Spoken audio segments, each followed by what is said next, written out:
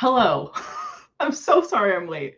I might be a little out of breath. I just sped through filming my TBR that I've been saying I was going to film for like days. Have I done any pre-filming for Vlogmas? You may be thinking. No. Now I have. I've got day one in the bag. Just have to edit it, right after I finish my novel. So this is where we're at. It has been a chaotic Wednesday already, and we are just getting started. So hello, welcome. How are you? Are you reading? Are you writing? Are you here for the vibes? Tell me everything. Um, can you hear me okay also? Because I'm not wearing my little silly headset like usual. Oh, speaking of the silly headset, we are almost caught up to word count, which means I will get to change my cringy Instagram profile picture back to normal. I am so sick of that picture. If you don't know, a few weeks ago, it might have been the first week of November, when Christine was on Reading Sprints with me, she got the like silliest screen cap when I was like frozen of me just like, I don't know, looking silly. And I decided, until I catch up on my word count, I'll just make that picture my Instagram profile picture as motivation. And then it has been there for like almost the whole month. So some motivation that was. But I think about it every time I'm on Instagram. And boy, I am ready. I'm ready for that to be a thing of the past. Excited to be here for some sprints, but I have to finish actual work before I can jump in. Yes, I hear you. I wish we could just read and write and do all the things all day long. But you do have to pay the bills, unfortunately. Hello, happy Wednesday. How are you? What are you reading? I'm all excited because I just talked about all the books I want to read in December, and I didn't make a November TBR, so I haven't done that in a couple of months. And now I'm just like even more excited to start reading for Reindeer Readathon tomorrow. One, just excited that Reindeer Readathon is like officially happening after we've been like hyping it and chatting in the Discord for weeks. But also, I have gotten no reading done this month for like maybe obvious reasons. I think I've read like maybe two books this month.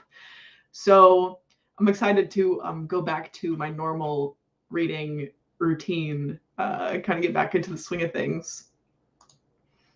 Just in time, I'm about to hit send on the last piece of work. Yay! Yes, then you can party with us. Just got home from work. It's perfect. Okay, great. This makes me feel way less guilty about being like 20 minutes late to the stream that I had planned, but I guess we were all kind of having one of those days. I'm working on a final paper for one of my classes, 20-page behemoth. Sheesh. Looking forward to having it done so I could finally get back to reading. Oh my God, I'm sure that will feel so good to finally have that done. I haven't had to deal with that in years. And recently I've been thinking about, should I go to grad school or like what should I do? And every time I think about having to write big research papers, I'm like, maybe not. Maybe not. I need to figure out what to start with for Reindeer Readathon. I know. It's like I'm all excited because I have the pile like ready to go. But now it's like overwhelming. Like I want all of them. I want to just inject all of them into my brain together right now. So I'll have to make a game plan. I have no idea what I'll be reading. Just vibes. I like it. For the first sprint, I'll definitely be setting up my reindeer TBR. Have you not done it at all yet? That is some restraint. I respect it. But I also probably changed mine like maybe 4 times over the course of November. So it's probably good that I waited until like the day before to finally film it. But I'm excited. I feel like I'm committed. I figured out a good spread. Need help choosing what to read. Oh yeah, I live for this. Give me options. We will all help you choose together. I have some ideas, but I want to read them all, so it's hard to know what to start with. This is the problem. Like, this is where I'm at too. I think I will probably start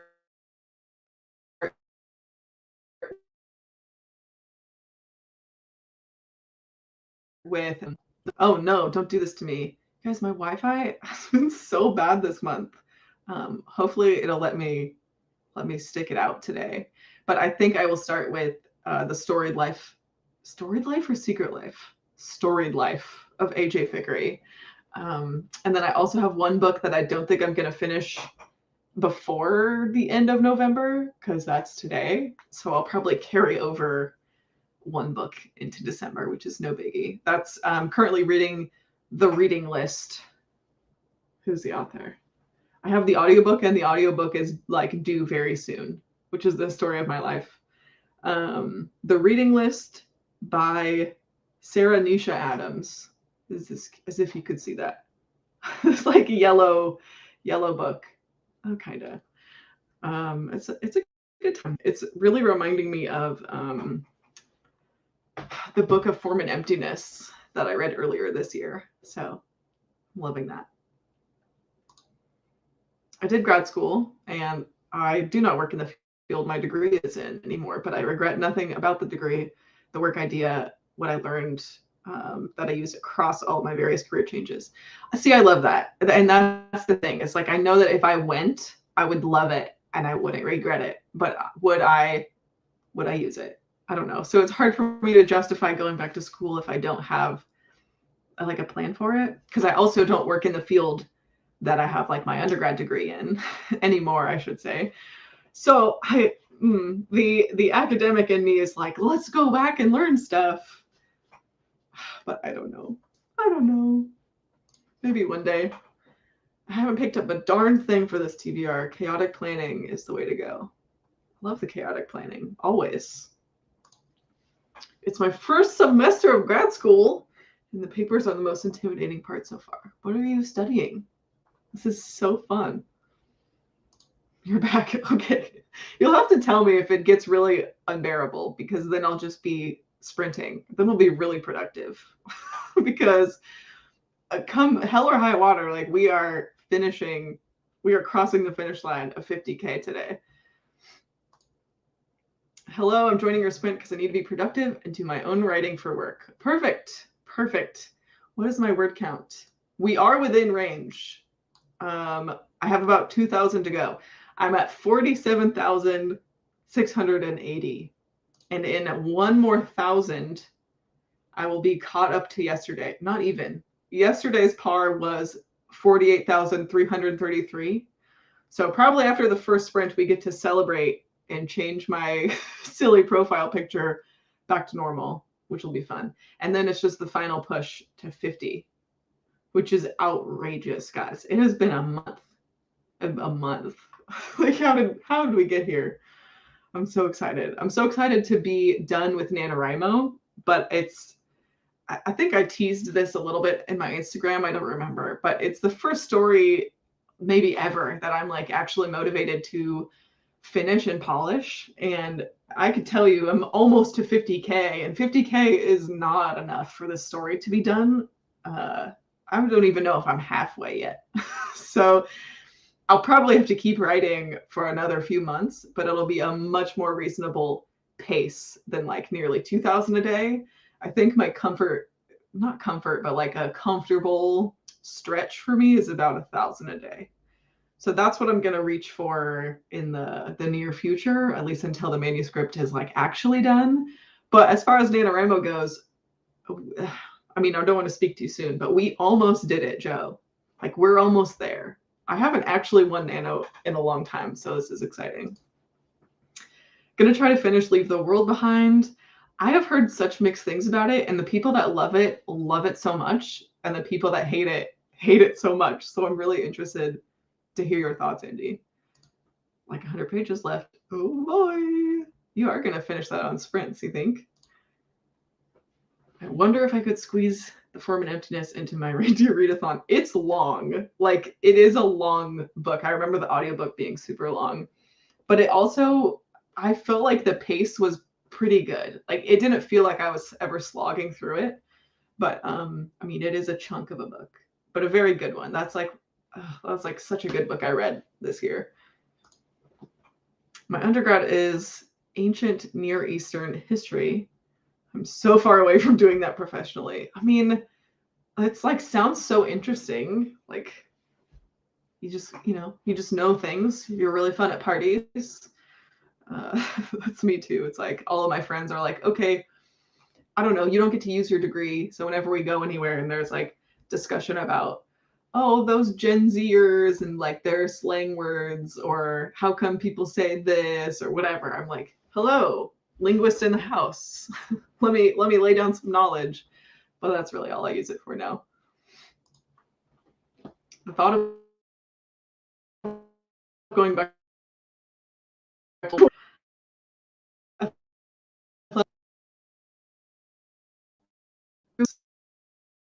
sometimes it sounds like that's all I want to do is go back to school and learn stuff. And I maybe not. Yeah.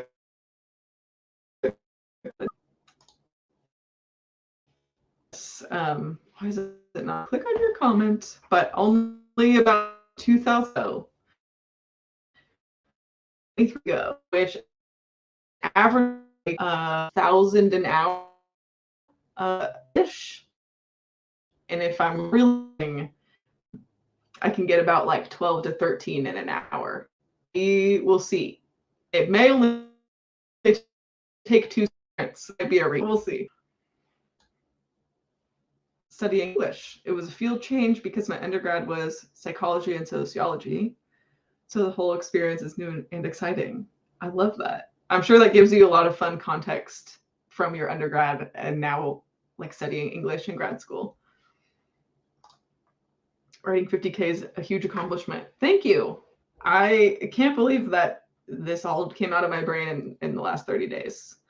It's pretty wild. I can't say that it's any good. It's mostly garbage. The one thing that's gotten me through the month is like the comfort knowing that not a single soul will see this version of the story except for my own eyeballs. Like I'm the only one that has to cringe at the absolute garbage that it is right now. So that's great. It is under lock and key. I'm not even letting my boyfriend read it right now. Like that is how trash it is. But I think there's legs. Like it has potential. So maybe in a few more iterations, I'll even let my partner read it. And then a few more iterations after that, we will let some other people read it. I write psych eval reports and I just checked my word count. Only 6,500 on average. Pretty solid. Pretty solid. Leave the World Behind has like a 3.2 on Goodreads, but Books and Lala gave it 5 stars, so we'll see. It's written kind of oddly, but I'm liking it so far. Yeah, interesting. I'll be trying to finish Daughters of Chivalry, The Forgotten Princess, King Edward Longshanks. It's just a fun word because it is not part of my Reindeer Readathon TBR. See, that's the reading list that I'm currently reading right now is not on my Reindeer Readathon TBR because I didn't think it would carry over to December. But that's okay. I guess I could change it to be like, well, I was going to say change it to be like the soft DNF, but I didn't DNF it. I'm just in the middle of it. So that's all right. I'll just have a little bit of extra to start the month. It's a really quick audiobook. I think it's only like 7 hours, so it won't take me very long to get through the rest of it. Linguist in the House. I would actually love that t-shirt. Or if I had like, I would love to make like gag business cards that say something dumb like Linguist in the House or some other thing every time I go on my soapbox about language. It'll just be like, anyways, it's me, the linguist that no one asked for. That happened to me when I worked at the winery.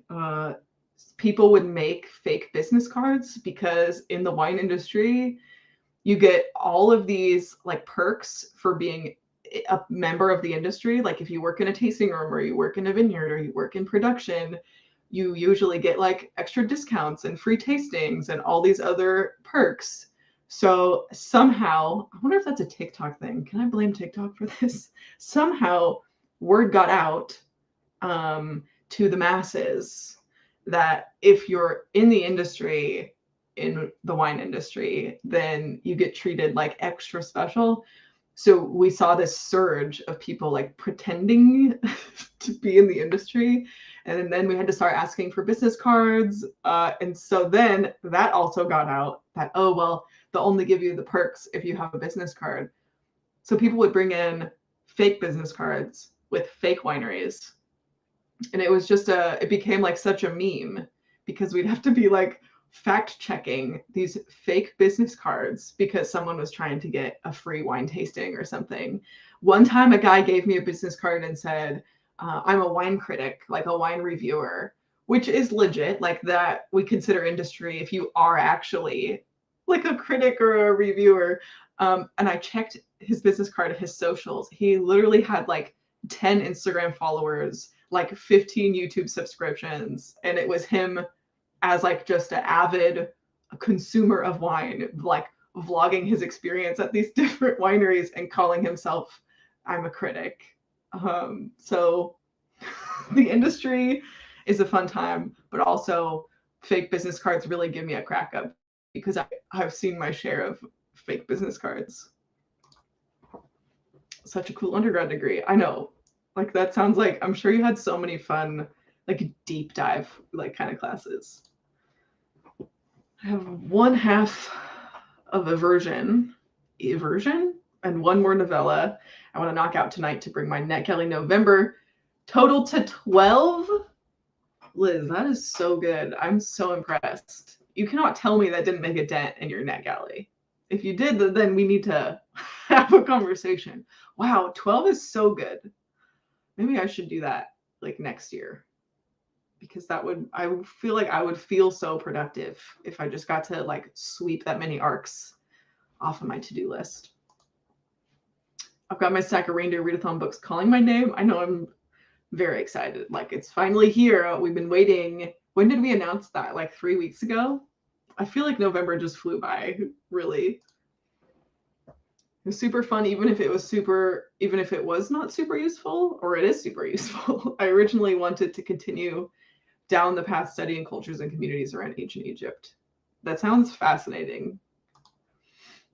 Hittites. Yeah. I took one of my favorite classes in my undergrad for linguistics was like studying Proto-Indo-European and like where, some of the like original languages came from and civilizations that may have spoken them or civilizations that have like very minimally documented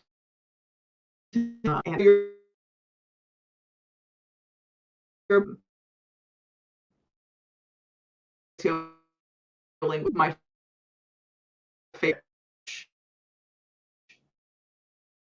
like historical linguistics, I could go all day. It was so fun.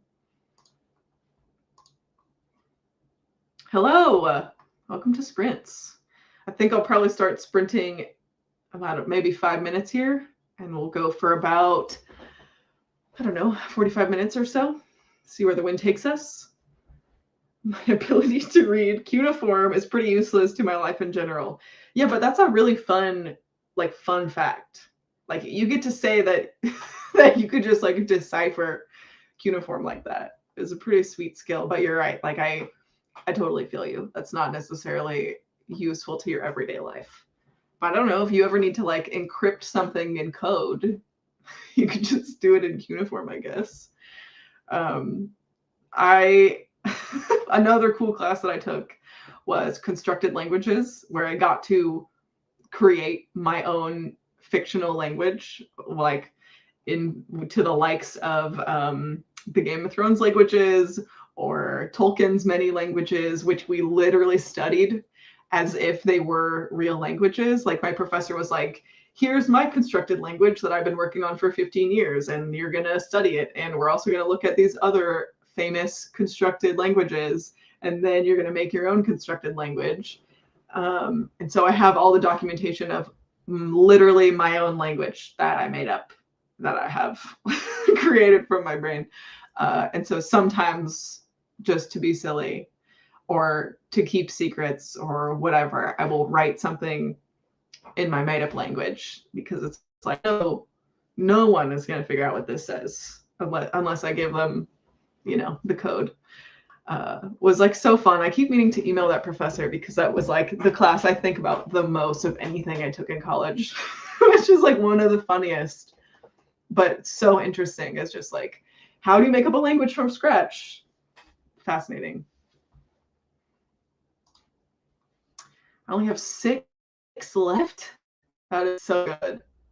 That is so good. One got approved this morning. I mean, I feel like, that's fine. What's one more at this rate? I do need to do a whole, maybe I'll have to do some like NetGalley vlogs or something because mine is out of control. I've been really good recently about not requesting much, thinking like, oh, I'll just get caught up on what I have before I request more. But now it is just sitting there. It's just a backlog. It's fine. I just have too many projects. I use reading now instead of going back to school. It's way cheaper. That is true too. That is true too. Every time I get really serious, like, okay, I'm going to research the grad programs that I want. But then, I get some sticker shock and I'm like, I could probably just read about this. I could probably just maybe study on my own. I will occasionally take notes in Ioni Greek.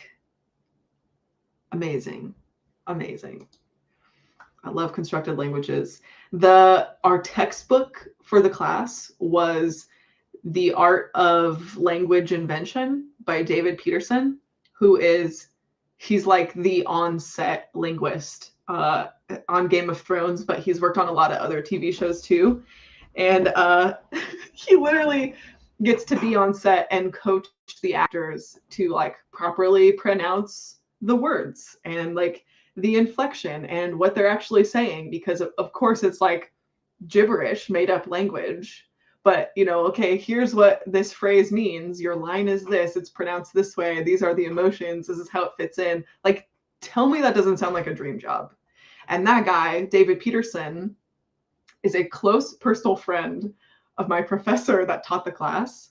So at the end, our project for the class was like, make your own language, and then you're going to present it on Skype. And David Peterson will be there to personally critique your language. So my claim to fame is that David Peterson critiqued my constructed language and complimented my vowel symmetry. Is like maybe the nerdiest thing I've ever said, but a very fun time and a very accessible read. If you're like ever interested or want to know more about constructed languages, it wasn't a real textbook. It's just like a book like a nonfiction book that David Peterson wrote, and it's called The Art of Language Invention.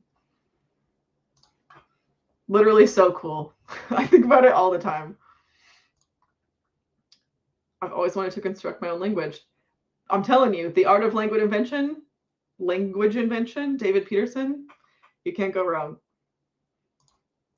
As a professor, we always want appreciative student emails. Okay, this is like, yes, I need to email him and just say like, hey, remember me? I love that class. I miss that class. I can sometimes find constructed languages kind of cringy, like in TV shows. They can feel a little try hard. Oh, exactly. Because it's more than just like, the wrong way to do it is to say, I'm going to write the line in English, write the line in English, and then just create like a gibberish word for every word in the sentence and call that your constructed language, which is what a lot of writers do too, if they want to sound like, oh, I'm going to give this group of people the language, but I don't want to actually create a language. So I'll just go kind of like the shortcut route and just make gibberish English, which is, it's really obvious when that happens and it's never a good feeling. But that's why people like David Peterson exist and are so cool and interesting. But how come I always end up talking about linguistics? I guess that's just like, I don't know. Somehow we always end up here, I feel. But if we want to talk about linguistics, we can do that. I'm not going to be the one to stop.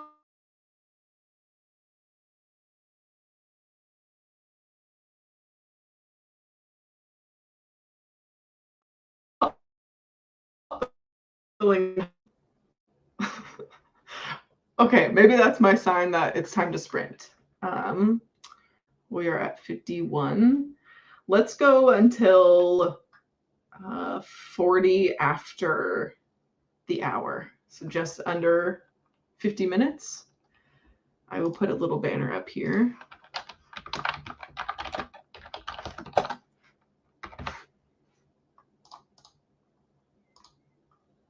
All right. I'm going to try and write at least 1,000 words, and then I'll catch you up in about 45 minutes. Okay, bye.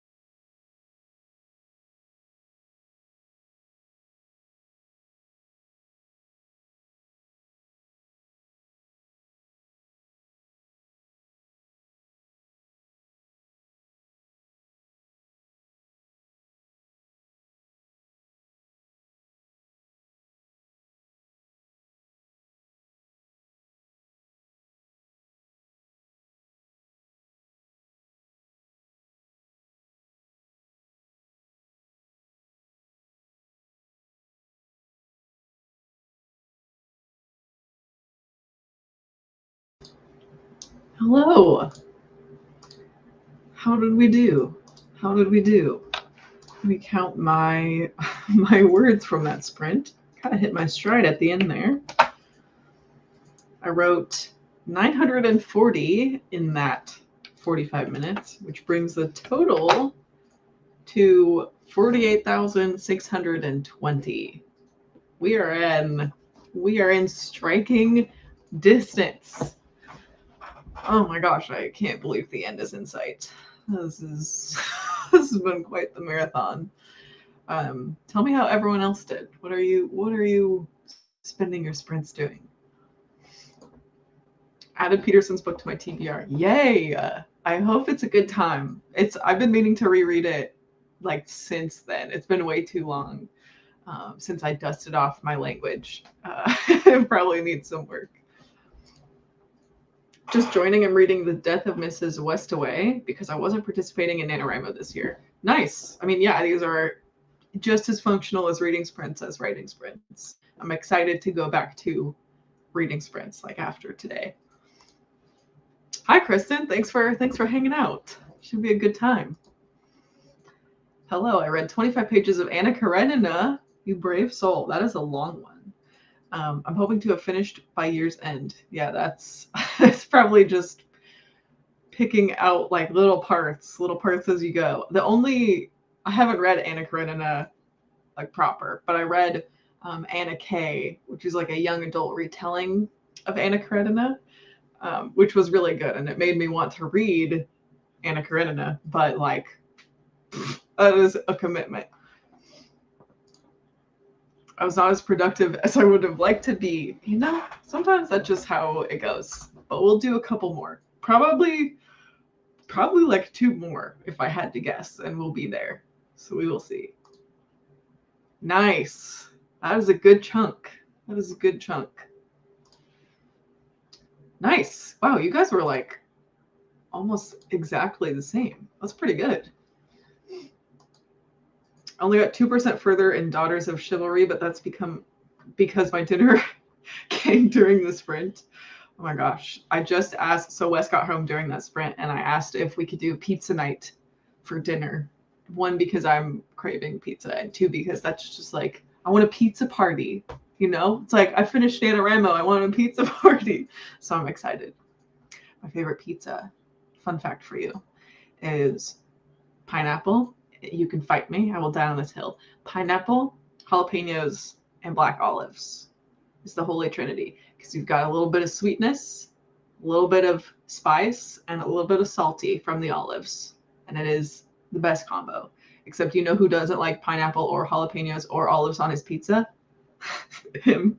So anytime we get pizza, we get like 2 completely different pizzas. But it just, you know, it works. And I'm very excited for pizza night. 45 pages of Leave the World Behind. Things have picked up. The Apocalypse? I feel like I remember hearing that about that book, that it just like takes a turn. Maybe that's what the mixed reviews come from. That's pretty good though. It seems like you might finish that tonight. Forgot I joined the sprint until you started talking. That's good though. That's like, you must have been focused.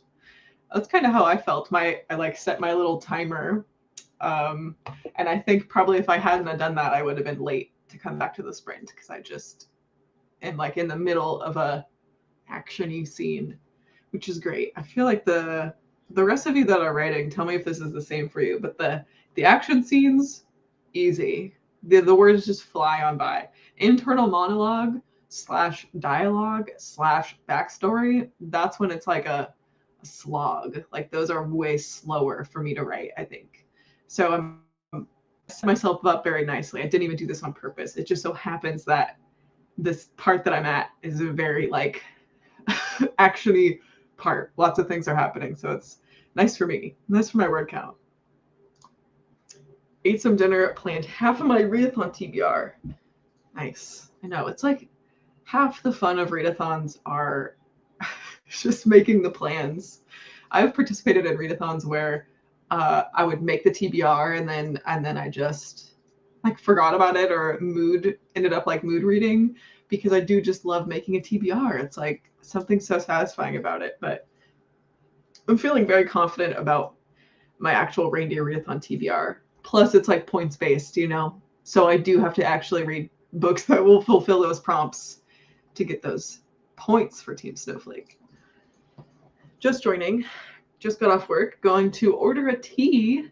Then I can't wait for the next sprint. Thanks so much for doing this. You're welcome.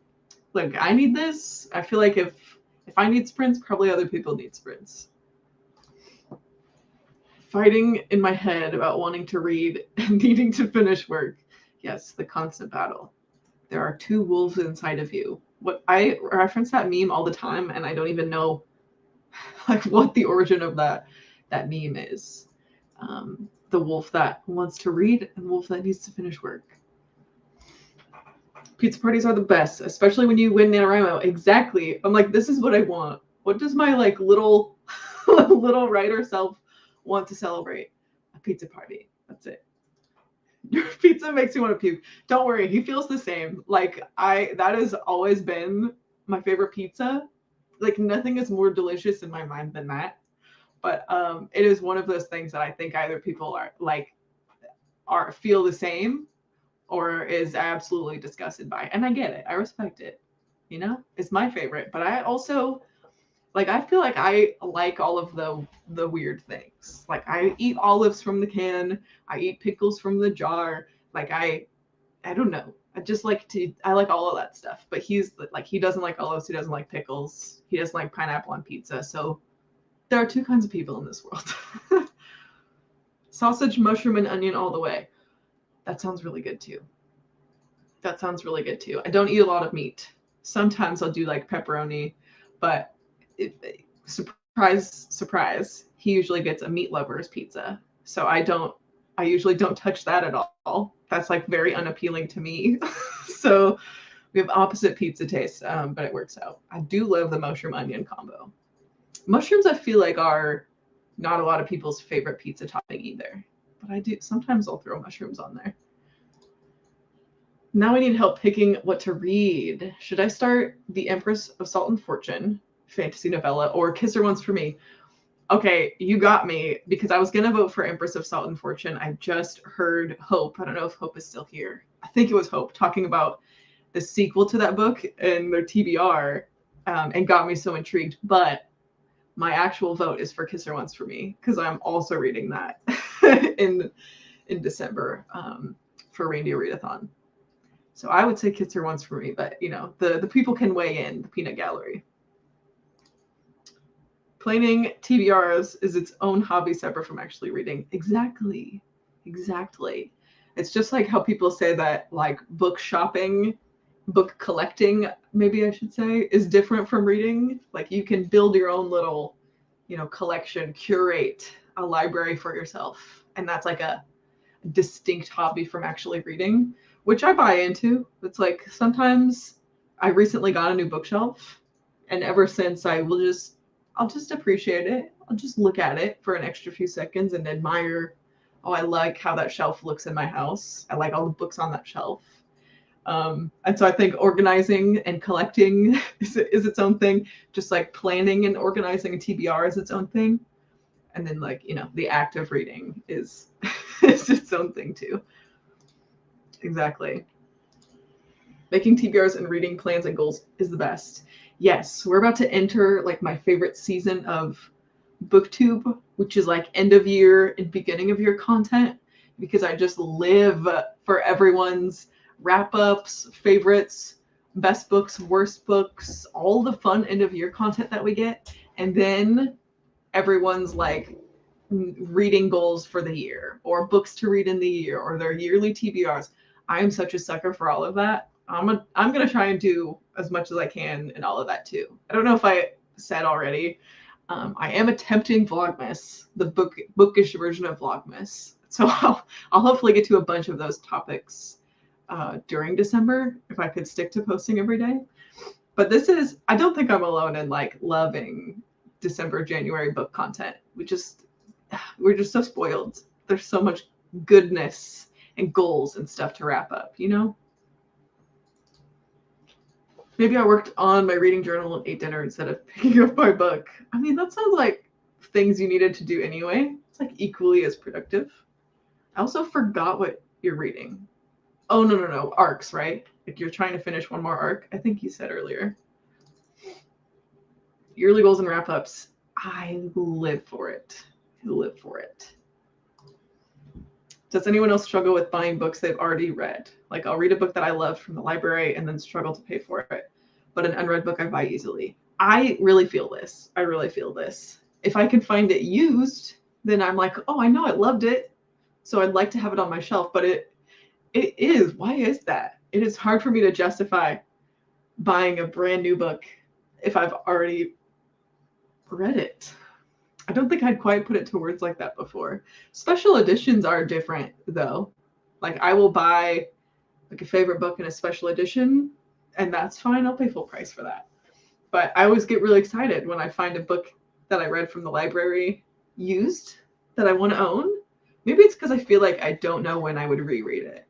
Like I don't like to own a ton of books anyway, especially like ones that I just felt were mediocre. Those I'll usually unhaul. So if I read a 2 or 3 star book from the library, I'm not gonna go out of my way to like own it. But like 4 or 5 star book, I do want to own those. I'd be happy to have those. I'm gonna have to unpack this one, but you're right. You're onto something. I found BookTube in January of this year, so I'm excited for the end of the year times. Yeah, it's good. There's always like fun seasonal stuff, but there's also like everyone's stats from reading that year, the iconic best of the year and worst of the year videos, like so much good things, anticipated releases, reading goals for next year. I love it. I'm so excited. I'm finishing Right Eversion. I don't know why that word is tripping me out. Eversion, which is a sci-fi, but started on a sloop, which is also a fun word, a sloop on the Norwegian coast in the 1850s. But at the halfway point, it's sorting itself out. Awesome. I have no problem paying for a book I know that I like, but struggle with unread ones because I should get them from the library. That is, like, I get that perspective too. It's like, I easily, like, I have no problem buying from an author that I've read before, whose books I've loved before. But if it's a wild card, you're right. I feel like I'd gravitate more towards the library first, especially because I read so many audiobooks. It's like, I'll check if my library has the audiobook before I do anything else. And if they do, then that's just what I will go for. End of the year content is amazing. So excited to watch everyone's reading journal setups. I've been debating, guys, since we're friends. I am so torn about whether I want to bring back my reading journal and the reading journal setup videos because it was really nice having a reading journal. I didn't do it at all this year. I just had like tracking and planning in my like content calendar, the app that I use for my content calendar. And it was functional, but it wasn't as fun as like setting up a reading journal. So I don't know. Part of me wants to do it because it was fun and I do enjoy everyone else's reading journal content, but it is hard to maintain. Like every month having to make a new reading journal spread. That's where I fell behind, is I couldn't maintain like the constant upkeep. So I've been thinking about how I can bring back similar content without committing to a whole reading journal because I don't know if I could keep up on it. Maybe I'll just do a yearly setup. I don't know. I'll have to think about that one. I do miss doing those videos. I only did like a handful of them and then I blinked and the year passed me by. I will buy a book that I super loved that I read as an ARC to support the author, especially with debut authors, but it just takes up space on my shelves and then I'm not sure if I'll reread them. Yes, I've done that with ARCs too. Especially like you say, like I read an ARC and then it's like, what? I love this. And I want the author to know that I bought it. I want them to be supported. I've done that before. And a lot of times when I read an ARC, I'll go in and request that my library gets it. So that, you know, other people can read it and request it from the library is a good thing to do with with ARC reviews, especially debuts, like you're saying. So make sure your library has some demand. Here for all of the reading journal content. Me too. I love those videos. There's like something so relaxing about watching someone set up their bullet journal or reading journal. But like, I just love bullet journal videos. They're so satisfying. Yes, for a reading journal, my favorite videos. Oh, you guys are you're gonna convince me. It's not gonna be a hard sell. Like, I'm willing. I just need to figure out how I'll be able to like maintain it. Because the problem is I love to overcommit. Hi, on the last day of NaNoWriMo and about to start Vlogmas. So this is a character flaw of mine. I don't want to commit to like, monthly reading journal, maybe quarterly. That feels attainable. I could maybe do quarterly reading journals. You maybe heard it here first. I make no promises, but possibly. Did Andy just predict that? My vote is reading journal, maybe quarter review. I think you're onto something. Great minds. Great minds. All right. Let's say we do another sprint at the hour mark. Go for like another 45 minutes in a few minutes. Do it. Here's the other thing I was thinking about is I'm like a spreadsheet person. App is for, well, everything. My whole life is organized by Trello. But my like content, YouTube content calendar is also all through Trello. So I've been thinking I could either do one or both or a combination of these two things. I could do like a reading tracker in Trello and or a spreadsheet, because there's a lot of good reading tracker spreadsheets out there, like templates. So I could either make my own template or use someone else's template and tweak it, or interweave Trello and spreadsheets, and or add a physical reading journal on top of those. So that is the mix that I'm looking at. Trello, Google Sheets, reading journal, some kind of combination. I don't know. That's what I have to figure out. But those are all the things I'm like rolling around in the brain. I didn't know you were doing Vlogmas. Yes. Tomorrow is day one. I've had every intention to post a video like earlier this week, kind of announcing it and talking about my TBR, but NaNoWriMo came first, unsurprisingly. So I haven't posted a video in like a week and a half. But tomorrow that is changing. For as long as I can sustain it, I will be posting daily. You are so cute. Thank you so much for this. Reading journal content, but Noelle content. Bless you. Obsessed with you. I love the act of journaling. I was just catching up on my reading journal this afternoon. I do love the ritual of it. Like, I keep just a normal like stream of consciousness journal, not regularly, but every once in a while I'll get the itch to just like sit down and spill my guts to a journal, and it's super, super cathartic. I know I'm not the first person to say that, but I do love it. And I feel like my reading journal I'd want to structure in a more loose way, like a similar way where I could just open it up and spill my thoughts like about a certain book, rather than have to like meticulously fill in all the little trackers or whatever that I would make. Because I think I could just do all of that stuff in a spreadsheet. Am I overthinking this? Yes. But this is, you're really getting the internal monologue today.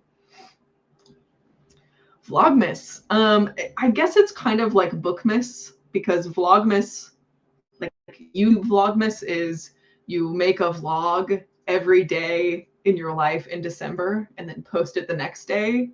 And some people do 12 days. Some people do every day up to Christmas. Some people do the whole month of December. And then Haley from Haley and Bookland, a few years ago, like coined the term Bookmas, where she creates and posts a booktube video like every day of December. So they're not all vlogs. Most of them are like booktube content that you're used to. So I guess I'm calling it Vlogmas, but it will be basically like Bookmas, where some of them will be vlogs, but most of them is going to be like just normal booktube videos that you're used to from me, except every day in December. Hopefully. Hopefully. I downloaded a digital reading journal from Etsy for my iPad. Okay, I'm gonna have to look into that. You can, if you want, like DM me some links, or if you have like favorites or anything, because I have been very happy using my iPad for things like this, and I just started playing around with Procreate like in September, and I always forget that I can use my iPad for things like this. That is a genius idea. Also, a reminder with their year coming to a close, it's a great time to commission a tarot reading. Yes, also a thing that I do that I don't talk about very often. I think that link is in the description if you ever want a tarot reading, or you can get them as gifts. I do that through coffee commissions. It's a good time. It's a good time. Also, since we're friends and you're here on Sprints with me, there will be a new series on my channel involving tarot. And the first one will be part of Vlogmas, maybe like 3 weeks into the month, around Capricorn season. So just a little teaser.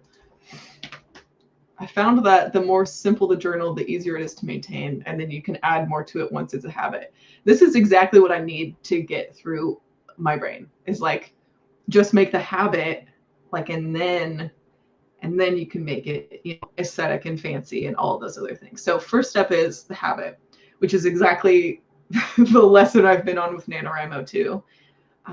So that's what I'll have to go through with journaling, because I just don't want to bite off more than I can chew and then get frustrated. And it wasn't like it was a frustrating process. It just got like, it would be a week into the month before I would have set up like that month's reading spreads. And then I would have to like backfill and try and remember the first week of whatever I was reading or tracking. And so it was just like, I don't know. I'd have to be a little bit more proactive. Every day. I think I'm going to post a schedule a week at a time. So that just in case I fall off, you aren't disappointed by all the videos you aren't getting, but I can at least commit to a week at a time. So that should be on my community tab after sprints later, and you'll get the whole spread of the first 7 days of Vlogmas content. Just so you know, I've been loving your email newsletter. It's so witty and charming. Thank you. I have also been loving my email newsletter. It's like the funniest thing. Like, that is almost like a journaling outlet for me that I also share with the internet. But it's been a nice like structure, because I have like little sections and what's going on with my life. And it's only once a month, which is so manageable for me. There's emails, like newsletters that I'm subscribed to that I love to read. I'm such a newsletter person. I'm subscribed to like way too many newsletters, but I read them all. And some of them are like twice a week, every week. I think I have 1 or 2 that's daily that I don't read all of them, but I just, maybe eventually it would be more than monthly. But for now, 7th Disco is just on the 7th. And that's been working for me. I'm glad you're enjoying it. That makes me happy. Every ding dang day. Hell yeah. Hell yeah. I went from one monthly challenge straight into another. Why not? You know, I have the momentum. Speaking of which, I just realized we're a little bit after 4:04. Let's just go until, well, maybe we'll just go until the 45 still. Do about 40-minute sprint. That sounds good. That's kind of been my sweet spot with writing sprints. I love the newsletter. I look forward to it so much. You guys are really buttering me up today. I feel very special. I'm glad you look forward to it. I like look forward to writing it. Like the first week of the month, I'm like, okay, like what did I do the month before? Because it goes out on the 7th. So yeah, it's been a really fun thing for me. It's kind of made me pay more attention to certain things as the month goes on. Like, I always want to do those like photo dumps that everyone posts on Instagram at the end of the month, but I'm not someone that takes very many photos. Like, my camera roll is pretty sad. I don't take a lot of photos, but I do a lot of, I was going to say, I do a lot of thinking. I do a lot of thoughts. Like my brain never shuts up. So I have a lot of words to share, just never any photos to share. So the newsletter is like my version of an Instagram photo dump.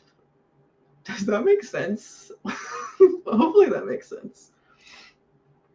You're doubling up on challenges in December. Reindeer Readathon and Vlogmas. Yes. Yes. Last year, I think it was last December. It was either last December or 2 Decembers ago where I did like an outrageous number of readathons. It was like 5. I think it was like 4 readathons that I attempted one year. And that was like never again. That was like 3.5 too many readathons, you know? So Reindeer Readathon is my only reading challenge, and my like life content challenge is Vlogmas. A thought dump. A thought dump. If I didn't already have a name for my newsletter, that's what it would be. Okay, let's read until, or write, if you're me. Read, write until the 45.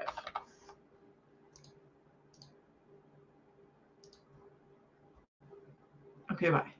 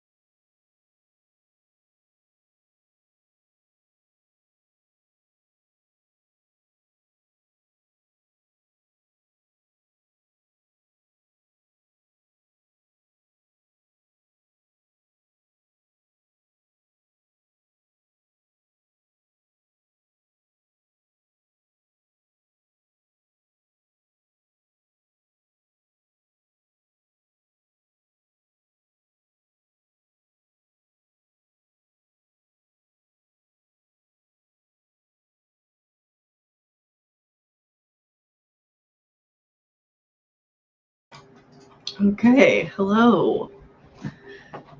Welcome back. How did it go? What did you get up to? I am in the home stretch.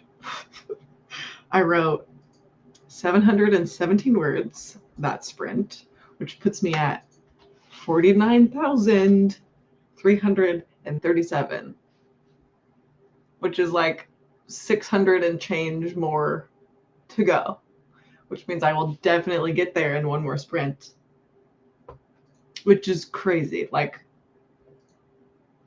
it's happening. It's happening. The final countdown. Wow. And it's such a fun part too. Like now being 50,000 words in, it's like things are happening. You know, the first 30,000 was really like a lot of setup and characters and figuring things out. And now that I'm like actually in, like finally in Act 2, you know, getting to the good part, it's like, wow, everything is action. There's like interesting things happening. But yeah, wow. Crazy. The end is near. Yes. Oh, yeah, we had some Sunday sightings here and there. Love seeing Sunday during that sprint. I don't know if you guys are in the Reindeer Readathon Discord, but I posted a picture of her yesterday. I got her a sweater from Target, little doggy sweater. And it's the cutest thing I've ever seen, her wearing that sweater, but she definitely does not love it. I think I'm gonna try and put it on her again tonight. Maybe she'll get used to it. It's just that I think she would like it, but I'm sure it's like just like new and different. But she's like in bed every night. Like she sleeps with us on the bed, and we have a heating blanket on the bed, and she always hogs the warm part of the heating blanket. So I'm like, okay, if you're cold, I'll get you a sweater. So that's where we're at. But she is a cutie pie. We know this. Finished the thing I was working on. Time to bake something yummy. What are you baking? Share with the class if you're still here. We baked, was that yesterday? No, 2 days ago. We baked chocolate chip cookies, and I've been snacking on them all day. I think I've mostly eaten chocolate chip cookies and coffee today. That's gonna be my food for the day, is cookies, coffee, and then pizza soon. I did reheat a second cup of coffee, I think during the first sprint, even though it's like almost 5 o'clock. So I might pay for that one in the morning, but that's okay. Or like going to sleep tonight might be a challenge. It's fine. It's fine. Thank you. You're a cutie pie. This is so nice. Just finished your first completed nano. Oh my gosh. Congrats. That's such an accomplishment. So happy for you. You just barely crested over. I love it. That's going to be me too. Like as soon as what is this? Like I need like 660 more words, and I know that I'm just going to get right up to it, and then I'll be ready to party. That's all I want to do. Yay. Yes, congrats. That's so huge. It's so exciting. Are you going to celebrate? What are you doing? Are you going to take a nap? What's the plan? Only 20 pages read. Drinks were made, the dog was fed, and family came home. That's an eventful 45 minutes. What are you drinking? Maybe I'll switch to a glass of wine. I have like a few sips of coffee left. And then it might be time for celebratory wine. 733 words. Wow, we were almost the same. What did I say? 717. Or like a sentence apart. Woo! Yay! It's like, it doesn't feel real. It hasn't quite hit me yet. I mean, I haven't actually won yet, but it is within grasp. Joined late in the sprint. I ate a bowl of macaroni and read 6 pages. It's good stuff. Coffee and what other beverages in tonight's trifecta? Actually, nothing. There is nothing else on my desk, just my coffee cup and a bag of Skittles. But usually I do have multiple beverages and cups around me. So this is weird. 513. I'm about 1,100 words away from 50K. Yay! Wow, you are within reach too. Yes, I'm going to relax and soak in the wind. No more writing for a while. I feel you. I'm ready to be done. I got one more sprint in me. I'm going to push pause on this bad boy. Playing my whole TBR except for Vixen, but I'll just figure that one out later on. Which one is that? I already don't remember. Let me pull up the Discord. Vixen, a book you want to read but think might be overhyped. Oh, that one is like the only one that I'm also mood reading. That's so funny because there are like, I don't know, there's a few options, and I feel like that's a good one to just choose when you get to it. Baking a raspberry tart. It's a shortbread crust with raspberry filling and granola on top. That sounds delightful. I love it. I love that that's your like treat for yourself after you finished work. It's like, I'm gonna bake a raspberry tart. Love it. Love it. Wow, guys. What a time to be alive. I debating, like, do I just continue the scene that I'm on? Probably. That's probably what I'll do. Or I could like jump to the end and write, like finish out NaNoWriMo with the final scene or like the exciting part of the ending. Just feels like that's the sexy way to end the challenge, but I don't think I'm actually going to do that. But I'm thinking about it. It crossed my mind. My beverage of choice is lemonade and grapefruit juice, tons of ice. Nice. Sounds refreshing. It's just about that time of year. I mean, in like a few hours, it's that time of year where it will be, I don't know. I think my friend got me hooked on it a couple years ago. It's like a Christmas cocktail, December cocktail. It's like Christmas in a cup. And all it is ginger ale and Fireball, which is so funny because no other time in my life ever am I like, yum, Fireball. But in the month of December, it's just like the cinnamon and ginger is my favorite little like mixed drink. And it's easy. It's just ice, ginger ale, Fireball. I know you're not, this is just lemonade grapefruit juice, but that still sounds delicious. Gonna have to pick up some ginger ale this week. Now I'm like, that sounds tasty. I'm planning City of Brass for Vixen and Christmas Star. Okay, that's a good pick. I'm excited for you to read it because I loved City of Brass, but it does have some hype around it. I think I gave City of Brass like a 4-star, even though it probably deserved the full 5. But that's like, I started that series, I think I read City of Brass last year, and it was on my list to continue. If you go to January and watch my like goals for this year, that was definitely on my list to continue that series this year, and I definitely did not do that. So we'll try again next year. But now I feel like it's been over a year. Like I'll need to like a brush up on my City of Brass knowledge before I dive back in. Yeah, that is a long one too. My Christmas Star 500-page prompt is going to be the Poppy War. Finally. I'm hoping that the audiobook comes through from the library too, because for those like long books, it helps me to stay focused when I have the physical book and the audiobook. It's just like, and it's just like immersive. But for the long books or intimidating ones, I like to do both. I'm planning on making homemade eggnog, which I'm really looking forward to. I am also in the eggnog fan camp. I know that's not everyone's thing, but I love holiday eggnog. I've definitely never made it myself though. So that's impressive. In the summer, I love shandygaff, which is beer and ginger ale. I don't think I've ever tried this. But is it ginger beer? No, that's different. Just like, what's the ratio? Beer, ginger ale? I'm going to have to experiment. I think I'm going to set up my December reading journal in the next sprint. Still hasn't really sunk in that tomorrow is December. I'm with you. And I realize I just haven't set it up yet. It's a good plan. Eggnog always makes me think of Cousin Eddie. Cousin Eddie and Christmas Vacation. Yes.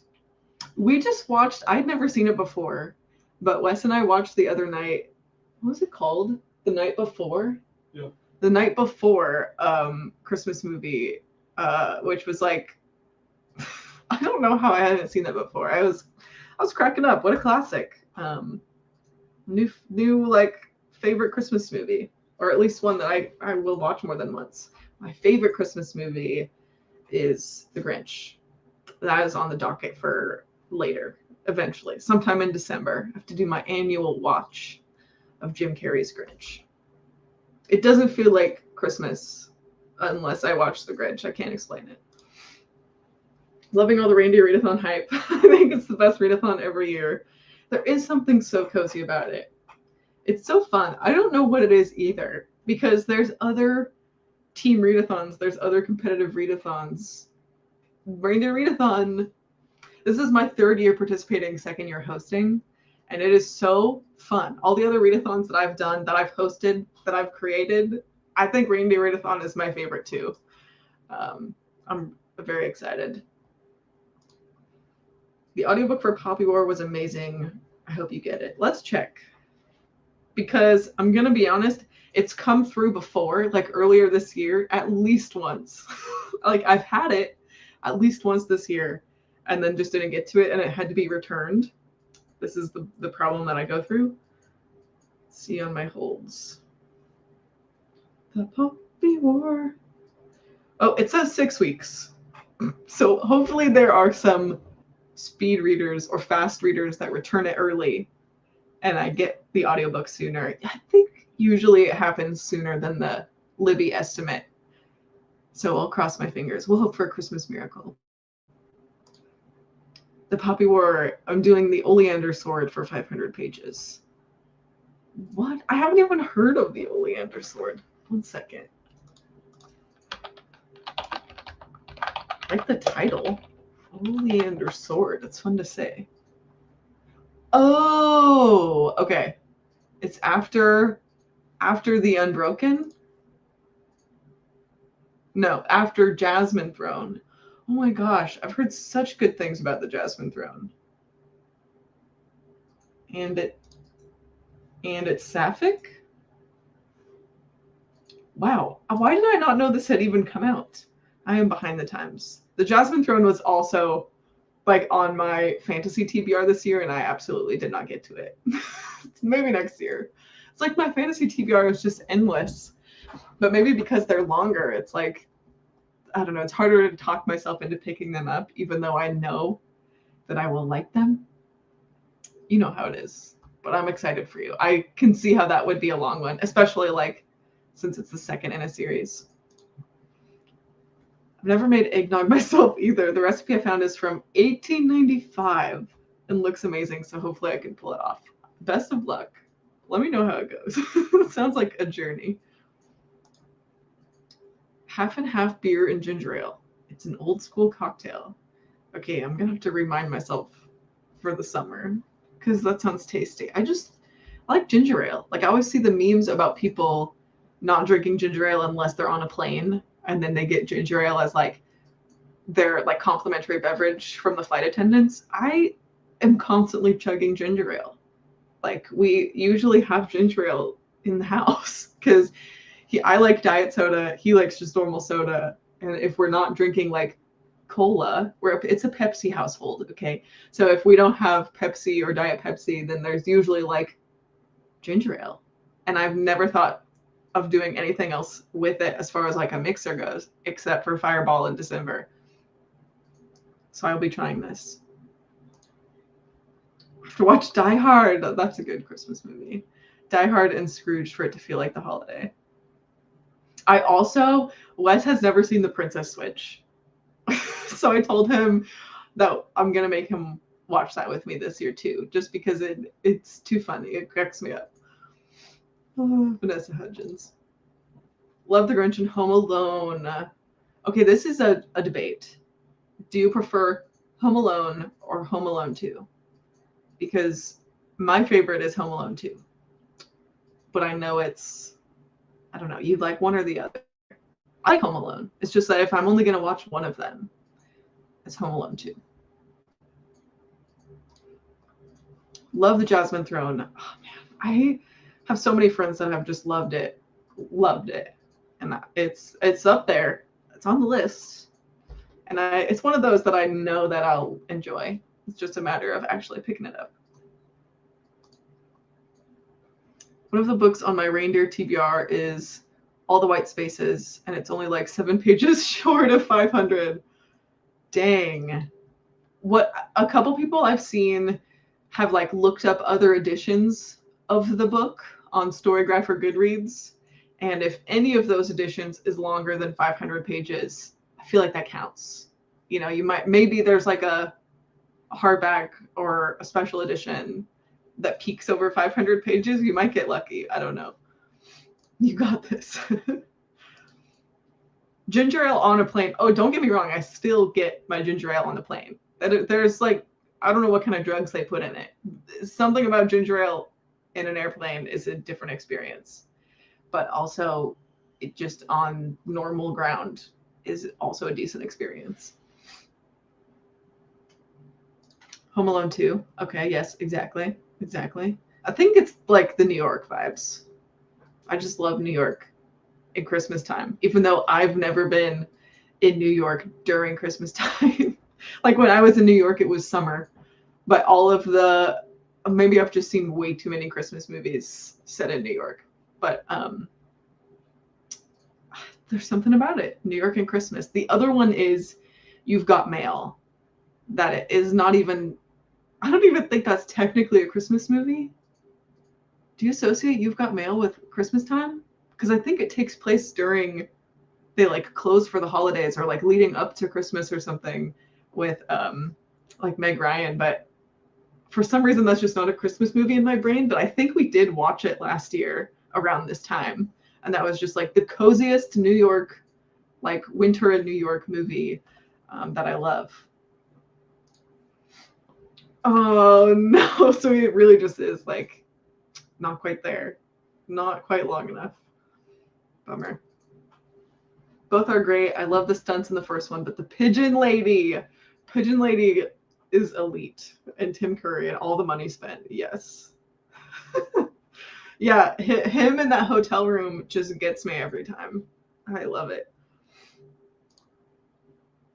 Tim Curry in Home Alone 2, but I have to go the original with John Candy and no Donald Trump. Yes, also fair. I always forget about that because it's just like that one cameo. And every time I watch Home Alone 2, I'm like, whoa. I block it out every single time. I have to remember.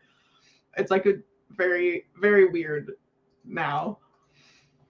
I just have to accept that bonus prompt isn't for me this year. Yeah, that's fair. If the Poppy War wasn't longer than 500 pages, it wouldn't be happening either. Because I don't have any other books on my entire TBR that like even come close.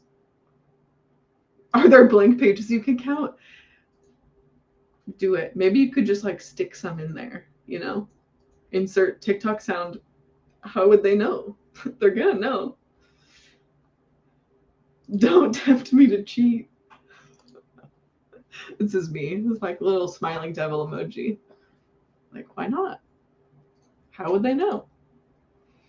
The Holiday is my favorite Christmas movie. There's something so charming about the movie. Guys, I am such a sucker for holiday movies. I love them. When I still had my own Netflix account, like years ago, I would rarely even use it except for like Christmas movies around this time of year. And I remember I logged in. I must have just like had a long week or a long day or something. I couldn't even remember the last time I got on to Netflix. And I went to log in on my laptop, like just ready to like unwind with a Christmas movie. And I logged into my Netflix and everything was in German. My profile had been deleted.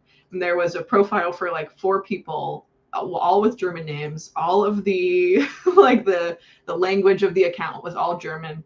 And they had completely like just taken over my account. So instead of watching a chill holiday cozy movie, I spent like an hour logging out and resetting all my passwords and trying to get my account back. But I just had no idea, and I probably would not have known if I just hadn't had a hankering for a Christmas movie. So check your passwords, check your subscriptions. in case no one has reminded you recently. But it was just a very silly, surreal moment of like, how long has this German family been using my Netflix account? I will never know. I hope they're doing okay. Like, they definitely don't have that account anymore. Oh. Christmas movie Grinch. Doctor Who Christmas specials all the way. Respectable. Respectable. I feel hard for Jack Black in the holiday. Love it. So cute in that movie, and I've never thought that about him. Yeah, sometimes Jack Black just comes alive. Can't explain it. Oh gosh, I've not been able to watch Love Actually since Alan Rickman passed. I can't watch him in that role now. Yeah, that's a toughie. I don't think I don't think I've watched Love Actually since before that either. I think that would probably take me right out of it. It would be tough. How do we feel about the final sprint?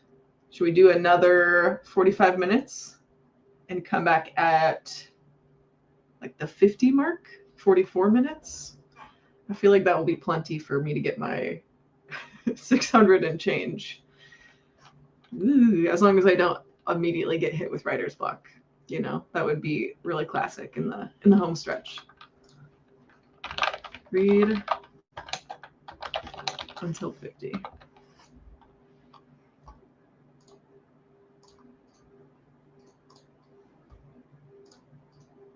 Sprints. All right. See you in a few.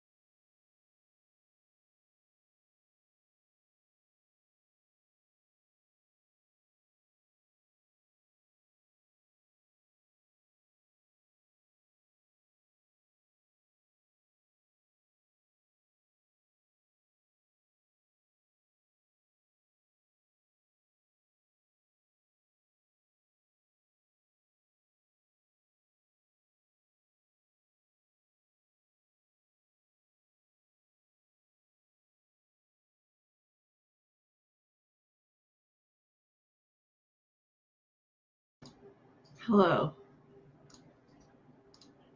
Welcome. Hello. What's up? What's up? How's it going? So good. So good. I just won NaNoWriMo.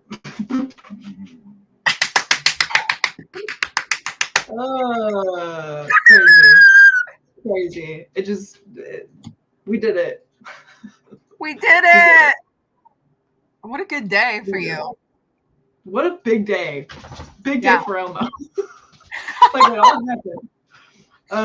Final word count 50,149. And you know the last word I wrote that sprint? I couldn't have planned it better. The last word I wrote on my henchman protagonist manuscript was villain. Good stuff, right? Why do I feel like I'm going to be obsessed with this? I love it. Oh, it's hot steaming garbage right now. It is hot, fresh garbage, but it exists. It exists. We did it. We did it. I'm so happy. You guys are so cute. Thank you. It definitely hasn't even hit me yet. Like I'm gonna wake up tomorrow and be like, got it right. Nope, we did it. We did it. Take a break, you know? Not too much of a break. Because, you know, reindeer. I do get to change my profile picture now. No, keep it. I mean, a part of me is attached to it because of the meme, but it is time to change it. Maybe I'll change it to something different. You know, just celebrate by posting a bunch of different memes with that, and like let it be out in the internet, and then just be done. You know. It's really funny because just in the last few weeks since I have changed that to my profile picture, I had a bunch of new people that found my channel and my Instagram, and I keep thinking like, I love that this is the impression that you saw that picture and were like, yeah, I'm on board. Yeah, it's killing me. Down to earth, funny gal. Yes. Oh wait, this is a vibe. Wine and popcorn. Yes, the pizza got here. You weren't here for this, but I told Wes, like, I'm about to win NaNoWriMo. This is like 2 hours ago. I'm like, I've decided I'm winning today. And also what I want is pizza for dinner, a little pizza party. And he sneak, just like secretly ordered the pizza. So it arrived during the last sprint. So it's just like easy peasy pizza to my door. Sounds like Wes, honestly. Yeah, what a winner. Yeah, in my humble opinion, you know? Yes. Huge fan. It is painful but rewarding. I do need an adult beverage. I'm going to open some wine, I think. I was like, you had such a good day today. Panicking on where your voice was coming from. Really did. November 30th. What a good one. I know, it's down for the books. You know, you should definitely write about this, you know, reflect on it. Maybe make November 30th your new holiday. That's the day. That's apparently when things happen around here. When things happen. So cute. Yay, Wes. Yeah, we like him. We like him.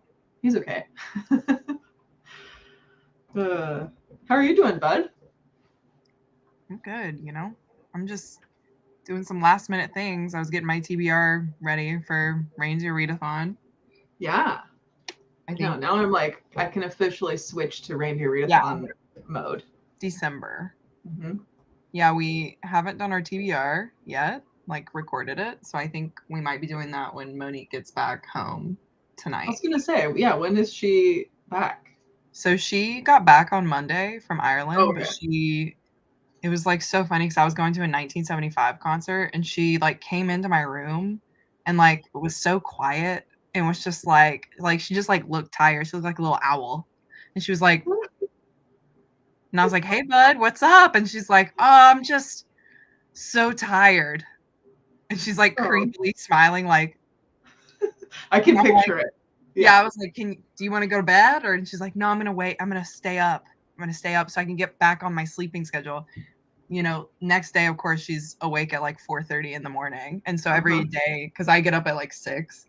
And so every day when I get up to like go get my coffee and stuff, she's literally just in the living room and has been awake for probably like 3 or 4 hours at that point. So she's still adjusting. Yeah. So I think gonna try and do our TBR, like record it tonight, and then she's probably gonna pass out because she's been going to bed really early. Yeah. And Oh, I that's it. can't wait to hear all about her trip. Sounds so fun. Honestly, yeah. She had a blast. She like apparently like went like had a day where she was just by herself the whole day. Like she didn't have her phone or anything. She was just like walking around Ireland. Just vibing. Yeah, because the friend that she went with like got sick apparently for like the last day. She had like a sinus infection. And so Monique was like, well, it's like my second to last day. Like I can't stay in the room, especially if you're sick. Ew. So she was like, so I just got on a bus and went to a rugby game. Oh my gosh.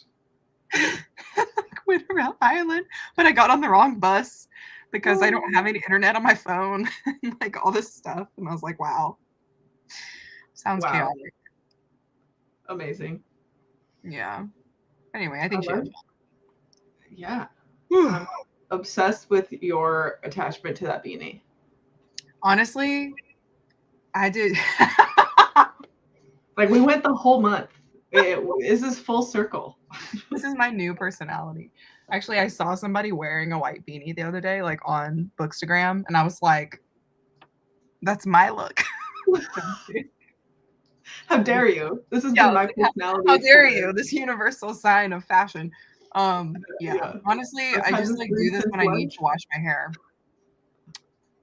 It's like that. Yeah, that's always my hack with hats. Is like, especially when I had to work like in an office, it was like, well, I don't want to wash my hair and then dry my hair and then style my hair. Like I'll just wear a hat. Yeah, it's just a whole thing. Mm-hmm. I'm like, who wants to do that? Not me. Yep. You know, does it match my outfit? Not really. Whatever. You have like little white stripes. It works. A little Charlie Brown sweater. Yeah, maybe that's what it's reminding me of. Yeah, it's like that Charlie Brown, like yellowy color, whatever. Yeah, mustard. Yeah, I don't know. Because my room just is like yellow themed, you know. So. Sherm. Did you say hey?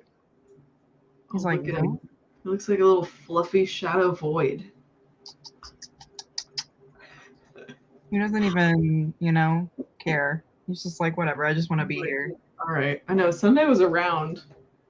Clicking, in frame for 1 second. She's probably on the bed again. A little silly goose. Yeah, she's like, ooh, pizza. Ooh, gotta go. Yeah, something smells good. Yeah, exactly. A good bean. Honestly. Yes, he is. I didn't realize I had my headphones volume off somehow. I listened to 5% of The Measure and read 11 pages of City of Brass. I know we were talking about it before this last sprint about how they were going to start City of Brass, and I need to continue the Day of Bad series because it's been almost a year, I think, since I read the first one. Yeah, somebody messaged me today about it because they were like, I'm about to read River of Silver, which is the novella. Yeah. And they were like, I never hear anybody talking about this series. Like, is it good? And I was like, maybe it's not good because, like, same. Like, I never hear anybody talking about it, but maybe it's just because, like, her books are, like, not new, you know? So. I feel like I mean, I guess you're right. Like, I've seen it around, but I don't see it, like, it definitely is not in, like, the hype circuit right now. Yeah, people, like, don't hype it up at all. And I'm like, am I just, like, a sucker for a political fantasy? Like, is that what's happening to me, you know? I mean, maybe. Like, Greenbone Saga, David Bad. Honestly, when Mistborn started getting political, that's when it started getting interesting to me. So, who knows? Will you tell? Okay, because I didn't end up watching your vlog because I was like, oh, yeah, it has spoilers in it. Did you end up enjoying it, or did you end up like not enjoying it? Like, do you want me to tell you what specifically do you want me to tell you? Like, I know what you're saying, but like did it go how you thought it was gonna go? Like when we talked about it and you're like, oh, I'm gonna be the one person that doesn't like Mistborn. Is that what happened? I mean, it went honestly, it went exactly how I thought it was gonna go, and it was kind of weird because I was rewatching my vlog footage, and I was like, "How the hell am I gonna predict everything that's gonna happen in this book? Like, that's really psycho." Um, and yeah, I mean, it was like a medium fine time, you know, like very. Okay. I think the characters could have been more developed. Um, but yeah, I mean, I don't know. I don't want to say too much about it because I feel like people love Mistborn, and like every time I post about it, I was like, Monique, stop posting about Mistborn because people are coming for my throat about it. No. Yeah, like people are savage. I'm like, but it's not good though. But yeah, I did have a couple people in the comments say that like the characters get better in the second book. Like there's more character development. So, Okay. and it really kind of annoys me when there's like a romance, but like it like isn't a romance, you know? Gotcha. That makes sense. It's just kind of like a thing that's there. And I'm like, Is why this even like sexual tension? like not even. Like it's just like oh, I don't want to go on a tangent, so I'm not. But I find a lot of times that romances will be put in fantasy books, but then they won't like nothing will come from it. It's just kind of like an excuse to have these two characters trust each other or like be I close hear to you. one another Yeah. without them being like, having it's kind of almost low key like insta love, but whatever. So, yeah, it definitely happened in Mistborn, and like that's just one of the things that I'm harping on. But yeah, just other some other things annoyed me. But the plot twist was the one there was one I liked. One twist that is Christina approved. Okay. I know I'm trying to not like give anything away, but I mean, yeah. these are your people. I'm just gonna watch your vlog. And not Not read not it. gonna read them. Yeah. I mean, to be fair, I think Stormlight Archive is the one that everybody's obsessed with and that they love. Um, and I think also Skyward, the YA, is also a Oh, really I've heard that's a good spot to start too. yeah. Yeah. So I started with Mistborn because all the Brando Sando people were like, you have to start with Mistborn, like it's what sets the stage for everything. Da da da da da. And I'm like, okay, all right, I'll start there. But like little did they know it was the most boring book ever. I can't wait to read it. I think I started by being intimidated because at the time it was like longer than anything I had read in recent Mm-hmm. history.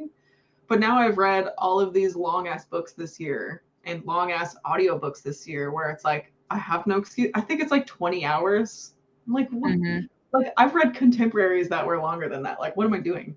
Yeah. But it's just Yeah. now I'm getting Honestly, the such a hype. audiobook is pretty good for Mistborn. Like I did like that. Do you remember I'm what gonna get page you're to it. on or like what chapter you're on? Oh, I don't even think I'm 50 pages in. Like Okay, it's yeah. oh yeah.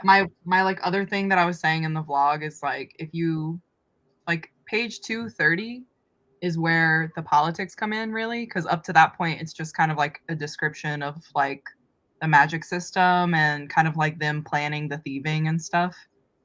So I think once the politics come in, like if you're still not interested, I would just say DNF. It's not Right. worth it in the end.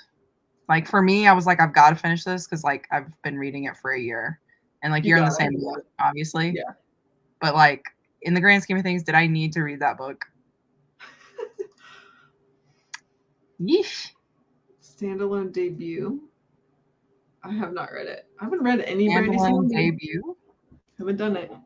Elantris? No, I did not know that was a standalone or his debut. So for some reason, I thought Mistborn was his debut because it just seemed so. The writing just seemed so like surface level. Basic. There she is. Oh, you can't see her. There she is. Okay. Ooh, let me get out of the way. The queen is It's here. like So, Sunday. this is my show. Woo! I see her ears perking up. Yeah. Sunday. She got a whole brush down before Thanksgiving because I knew I was going to bring her like down to my parents so that the dogs could play, and it was just like a whole thing. But so she got a whole brush. She got a little pamper haircut. And I swear I should have taken a picture because it looked like I just had a second dog. Like how much fur came off of her. Like it was like, where were you hiding this? Like where did all of this fur come from? All in the undercoat. So, All in the undercoat. All the undercoat. Yeah. Little Sherm. Oh yeah, little Sherm. Actually, he's quite big. Big Sherm. Yeah. Yeah, he's like a little dog. He's probably bigger than some little dogs. Yeah, he's 20 pounds. Yeah. Wow, really? Like Sunday's 40 pounds. How is that possible? I think he just has like big bones, I guess, because he's half Maine Coon. So he's not like fat though. He's just kind of like a long guy. He's like a big guy. He's a long boy. Yeah, he is a long boy. Yeah, my favorite part of the day is when you can hear Sunday's like click clack. Just like click clack, click clack, click clack. I know. Yeah, her little tippy taps. Thinking about getting into fantasy since all I've ever read is Lord of the Rings. Oh my gosh, so much potential. Andy, there are a lot of books that you could be reading that you would probably enjoy in the fantasy genre. Yes. Yeah, that's a great big world of fantasy out there. Yeah, Warbreaker I've heard a lot about as well too recently. Because I will say, like, I'm glad I went through this because now I can actually get good recommendations. And that sounded really sarcastic and kind of rude, but you know what I mean? Like, I can tell people what I liked about Mistborn, and they can be like, okay, if you like this, then you should read this, you know? I get you. Yeah, which is like what I thought I did when I was talking about Mistborn, but I guess, I don't know. I think people really leaned into the politics of the first book, and I'm like, Gotcha. No. Gotcha. I call my cat a chunker, and she's 11 pounds, but she's a little cat and not a big cat at a healthy weight. Oh, cats. Yeah, I always say to the vet, I'm like, is he underweight or like, because he looks skinny? But she's like, no, he's perfect. I'm like, you hear that? You're perfect. Don't tell him. He'll go straight to his head. He'll go straight to his head. Lots of worlds and fantasy to explore. Yes, you're right. More than one.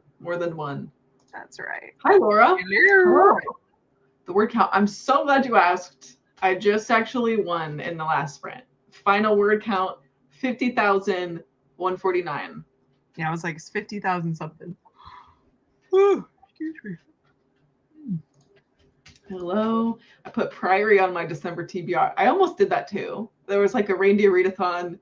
I think it was like for 500 plus or start a series maybe is what I was going to do. No, I didn't. But I thought about it. Oh, I was like, you guys are crazy. I considered it because I want to get to it, but I don't think it's the one for me to win the readathon with, you know. I'm trying to get that trophy. I'm really interested in, if you will, like Priory. I've never read it. I still need to read it. But Rachel really loves it, and Stephanie really hates it. She like DNF'd it. So Steph DNF'd it? Mm-hmm. Huh. This is why I haven't picked it up. That is interesting. Yeah. Wow. I'll have to ask her like what she didn't like about it. Exactly. Because the last time I tried to read like a dragon book outside of When Women Were Dragons, which was not really, there was like dragons in it, but it was more historical. Yeah. The last time I tried to read like a dragon fantasy was like Aragon, and I think I DNF'd Aragon like 4 separate times. I couldn't do it. Yeah.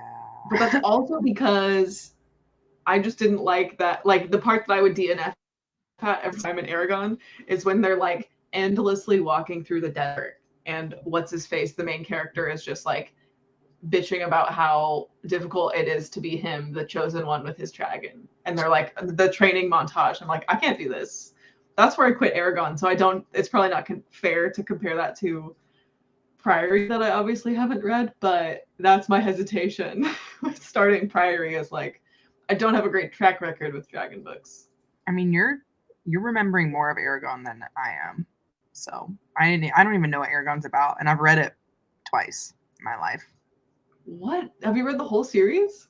No, not the whole series, just the first. I've read the first book twice, and then I've read up until the third book, but I couldn't tell you a single thing that happened. Oh, okay. I mean, I know he gets a dragon. I Yeah, feel he like I gets could a probably dragon. watch the movie How to Train Your Dragon and be good, you know? Yes. Why Like, are those movies as good as they are? like Why? literally, they're so it does not make sense. All It of them are doesn't good. make sense. Yeah, like even the TV shows are good. I don't know why. Like that franchise really has me by the throat. Like The I would throat, do yeah. anything for How to Train Your Dragon. Yeah. Honestly, and what helps is like whenever I see Toothless, it reminds me of Sherman. I don't know why, but I'm Yeah. like, Sherman. And so I have an unhealthy attachment to that because I'm like, oh my God, my cat is a dragon. Yes. Oh my gosh. Not a long series person. Like 11 books is way too much. That is a lot. Trilogies are like my max. So fantasy has never really been my thing. I'm a huge sci-fi reader though. I think that's fair. It's like I don't love a crazy long series either. Yeah. I mean, there's lots of trilogy series you can start with. Just kind of depends on what you like. You haven't really read a lot of fantasy though, so I'm sure you don't really know. So I would tell you my fave fantasy this year is the Greenbone Saga. yeah, But that's world winning. that will throw you right into it. That is some political fantasy for you. Yeah, I was trying to think of like a low scale fantasy. Because like you could do, you could start off big. You could do Broken Earth trilogy. You could do, Greenbone Saga. You could do the Daevabad trilogy. Or if you want to start like with a YA, you could do a little. Honestly, why not start with Shadow and Bone? See how you feel about that. Shadow and Bone, or even like the Folk of the Air. Yeah, I was gonna Really say like, the but I Cruel haven't read. Prince. Lots of Cruel Prince. I'm looking at my little fantasy shelves. Honestly, also Laini Taylor with her Smoke and Bone Oh, books. I forgot you read those. I thought you were gonna say Strange the Dreamer. Not Strange the Dreamer. I haven't read those. But Daughter of Smoke and Bone, that series hit. The last book, a little skeptical, a little, I don't know. But the first two, pretty good. They're pretty good. And then other than that, maybe try a historical fiction fantasy like Circe. Oh, that's a good idea. Yeah, like mythology, kind of easy win. Because Yeah, most of those are standalones too. That's a good way yeah, to kind of dip your toe in. exactly. I feel like I just read a historical fantasy, but like, what was it? I couldn't tell you. Oh, The Diviners. That's more than 3 books, but Oh those ones are yeah, really good. it's like historical and urban fantasy. Well, and Yeah. you.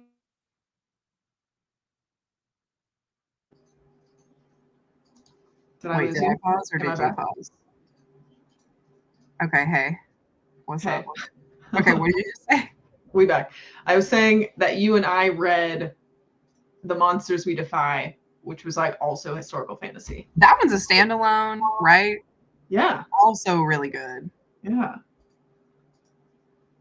Or if you want like a horror fantasy, like a horror standalone, shorter fantasy, you could always try out Ring Shout by P. Jelly Clark. Oh yeah, that's on my list too. That one's got some fun descriptions. Mm. Oh yeah, I forgot to answer you. My pizza is pineapple, jalapeno, and black olives. Wes's pizza. Did you get meat lovers? It's pepperoni and sausage. Pepperoni and sausage. Oh, yeah. Very two different moods. City of Heavenly Fire. That is a long boy. Hope it's a fast read. I'm wishing the best for you. Is this Cassandra Clare? I know you posted this, but what was it? Hold on. City of Heavenly. Yeah, it's Cassandra Clare. Yeah, one of the many that I have not read at all. I'm like, honestly, next year I kind of want to make a dare wheel of like books that I have never wanted to read, but like somebody gets to pick what that book is, and I kind of want to put like all the Cassandra Clare books on it. That would I've be never fun. read them. That would be fun. Just subject yourself to things you wouldn't otherwise. I would literally never pick up. This is Andy is disgusted by my pizza, and I get that. I understand. It's an acquired taste. Pizza is pizza. So Pizza's pizza. City of Brass, Crown of Feathers. Oh yeah. How did I not think of Ember in the Ashes? Well, because we were thinking of trilogies. Right. That's it. Yeah. Ember in the Ashes is 4 books, but it is YA. Yeah. And it is so good. So good. Since I'm mistletoe, Noelle should absolutely put Priory on her TBR. No, maybe January. Yeah, it's maybe that could be in January. Rachel sent it to me for my birthday, so it's like on the priority list. But yeah, who knows? Not in December. That's all I know. DNFs don't count. You can like pick a different book and then read that and submit that. I think is what Eric said.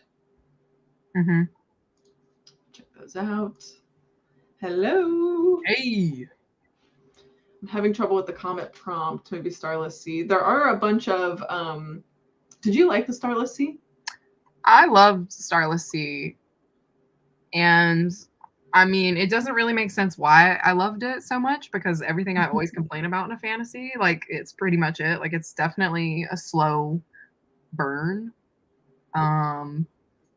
But yeah, I don't know, something, it was on audio, so maybe that's what it was. But like the way that it was read, it was just like such a good time. Like I was like, wow, I'm really in another world about stories, about books. It's like so crazy. And then there was like an overlying kind of like mystery. Like when I tell you my bullet journal had like the red line tape to like figure out what everything was, it was wild. So I was eating it up. I think I would love it. I haven't read it. I enjoyed the Night Circus when I read it like years ago. But I do like the Night Circus. But I do think like you have to be able to like be in it for the ride with that one, because it's that's what I've heard. Is like it's just no plot, just vibes kind of right. feel. I mean, there definitely is a plot, but like it doesn't come out until the very end, and then you kind of have like an aha moment. But gotcha. A lot of it is like, because the stories that are in the book are connected. So I think the last dragon books I read were rated X. Like The Dragon's Bride by K.T. Roberts. Yeah. Maybe if you have any spicy dragon books, Laura's got you. I read Aragon years ago and was not impressed. Yeah, I don't know, and I haven't read any of Chris Paolini's more recent stuff either. I'm gonna say that would be on my dare wheel to subject myself to Aragon and actually finish it, like 5th time's the charm maybe, because I'm like, I don't know, should I do that? But also he wrote and published when he was like 16. Yeah, he wrote it when he was very young, and so I think that might have a lot to do with how slow like the whole entire thing is, not just like the one book. But yeah. I don't know. I'm not sure if Aragon would really hold up for me, Right, agreed. There are a lot of suggestions in the Discord for the astronomical words. I just don't know what to pick. That is yes. Well, yeah, I mean, it depends on if you want to go fantasy or if you want to do like a romance, Right. Long Way to a Small Angry Planet. Oh yeah, and that one's nice and short too. Yep. I like The Monsters We Defy. Good. Yeah, I had a really good time with that one. I did too. It was fun. Yes, dude, I am a huge fan of pineapple on pizza. I don't even care. Woo! Hey. Hello. I was like, we are done sprinting because I'm gonna go party and eat some pizza. Mm-hmm. But thank you for coming anyway. Is Cassandra Clare Oh, okay. I know. I can never keep track of like all of the like the Cassandra Clare universe. Like all the covers look the same, and I never know how to even organize them. Yeah. It's like overwhelming for me. Yeah. It's hard, like if you're not reading it at the time that it comes out, there's no way you can really like know what the heck's going on. You know? Right. It's like Yeah. learning a new language almost. Do you guys have another reader dare in the works? What's funny, Laura, is I was just thinking, I don't know why it popped into my head like today. I'm like, oh, reader dare is so fun. And you know who's like always having a good time? Laura's always having a good time. I swear I was like, I just had this thought like hours ago. Not reader cheer, but I mean, I'm assuming that I do it in the summer again. You think? Yeah, I think we are still probably doing reader dare. Most likely, more than likely. Yeah. And yeah, I think we discussed doing it kind of like the older way, like the first way we did it, I guess. Yeah. So I think we're reverting back to the original style of reader dare, but it'll be a lot of fun. It's always fun. Oh yeah, I know. I miss the chaos. It's been enough time Honestly. now where I'm like, ooh, I'm ready to be hurt again. Like Yeah. I'm ready to put myself through it. I agree. I agree. Sometimes I'm like, is there no time? You know, like we don't have any time to do anything. We don't even read. But I know. That has been the hard part. Every single time we've done it is like I haven't actually done much reading. That's honestly, what like got the win last time was the Kindle books that I had already like put on my Kindle. Yeah, because you came out of nowhere last time. It was I read so strategy. much. Yeah, but it'll be interesting because like if we go back, instead of doing it over a couple of days, we do it just all in 24 hours. Then it'll be interesting to see how like the reading changes because obviously I think a huge part of like me winning last time was because I could read off camera as well. Right. So I would just like continue my Kindle book, you know? Yeah. But like having to read in the 24 hours where we're doing sprints and like being live, like obviously that different. was a challenge. Mm-hmm. I have the audio, so I'm optimistic. Yeah, that is always helpful. Switch to the Sunbearer trials. I mean, you know, whatever does it for you. Yeah. Pineapple pizza person, and I'm Canadian. I guess that makes sense. I mean, I am not Canadian, but I could see how those are connected. I don't mind a good Hawaiian pizza, but not my favorite. I put the reader dare bombs into the universe. Good to know you were receiving. I got it. I got the delivery. You were listening. Oh, I was listening. Yay. I really was. Mm-hmm. I really was. Like, I don't know what kind of juju I was doing, but I went through those books so quick. I don't even remember what else I read. I feel like it was those. Maybe you read like a novella or something. It was like those, and then like it had to be something else too because the other we books, did the wheel. That's right. I forgot how we did that. I must have started something else. Yeah. Oh, that was what it was because Manda made me read it because she had gotten me a copy of it. Yeah.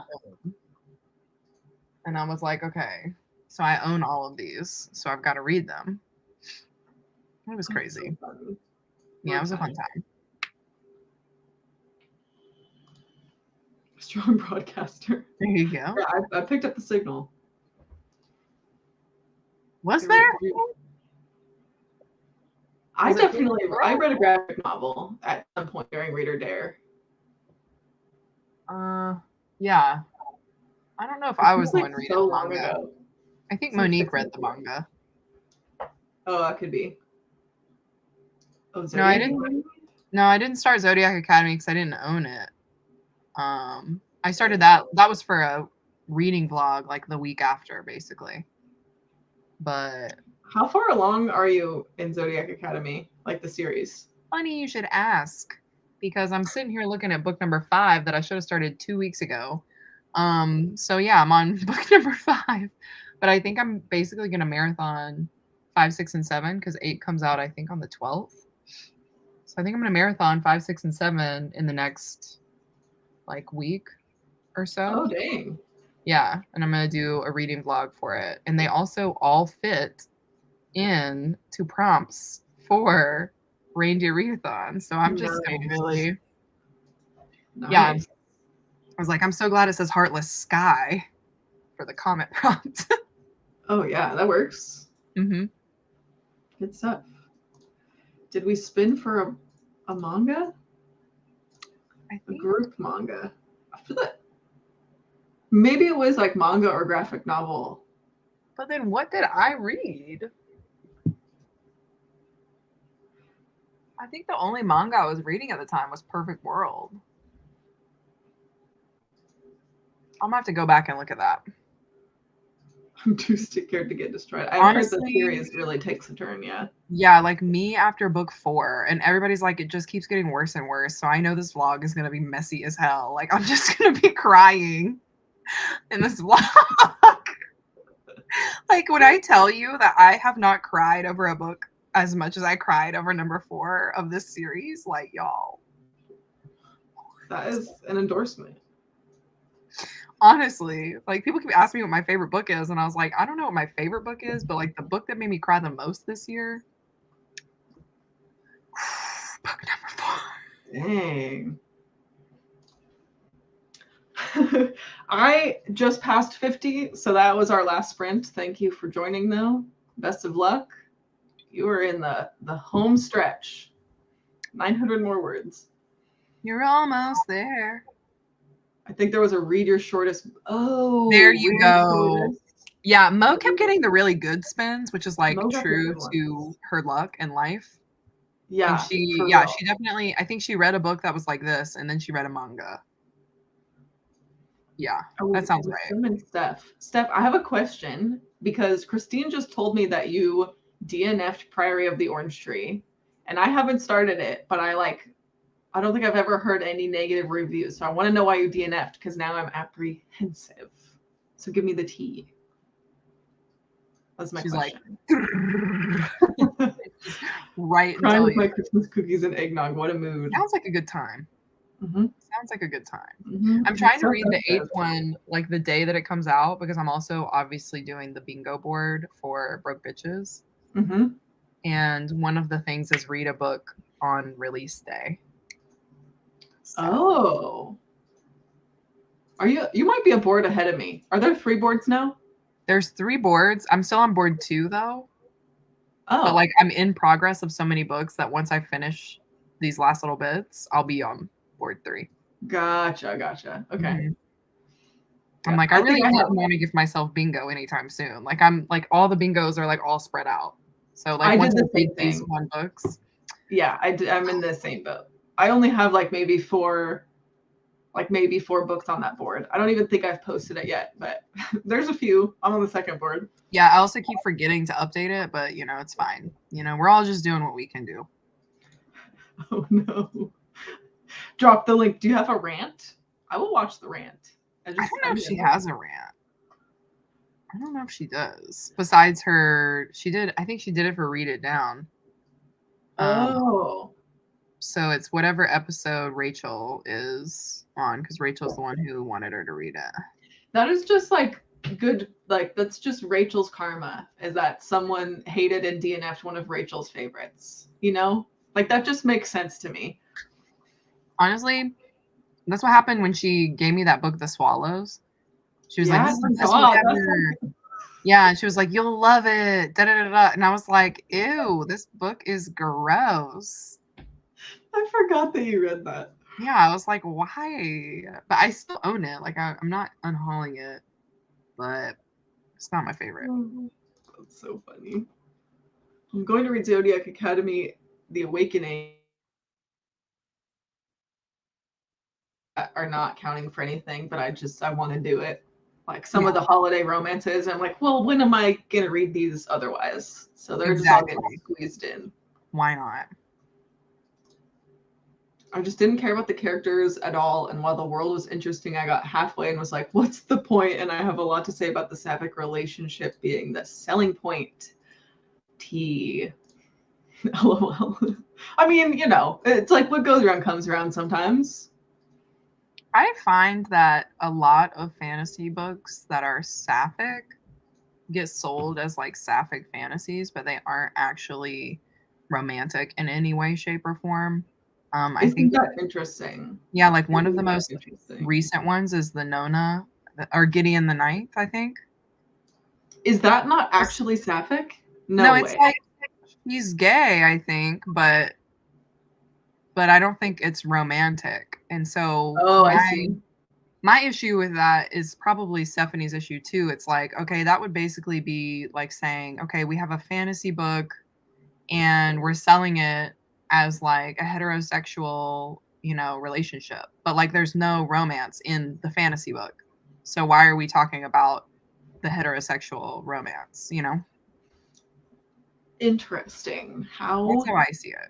interesting. I'm seeing a lot of fantasy books like that as well because I was going to do a sapphic fantasy vlog and I started Yeah. reading these books that were like classic sapphic fantasy and I kind of was like really pissed off. I was like, I don't actually want to keep reading this. Dang. I would be interested to ask my friend Annie because she does a lot of sapphic reading vlogs and like sci-fi and fantasy and like Mhm. some contemporary, but a lot of sci-fi and fantasy. And it's like such a spectrum of like, oh my gosh, this one was so great versus like, why did I read this? Like, what was the point? Like what Steph was saying. And knowing that Annie reads so much of those, like I really like trust her thoughts on all of them usually. Mhm. Also, yes, because her ones for me is a actual Reindeer Readathon TBR. I think I put it for the one that's like favorite trope is Cupid maybe. So that I will be getting points for. I'm excited. What's the trope? There's like two, I guess, that would work. One is marriage of convenience, and the other one is like just like holiday Hallmark Christmas vibes, if that Wait, I counts. had no idea it was a marriage of convenience. Wow. Yeah.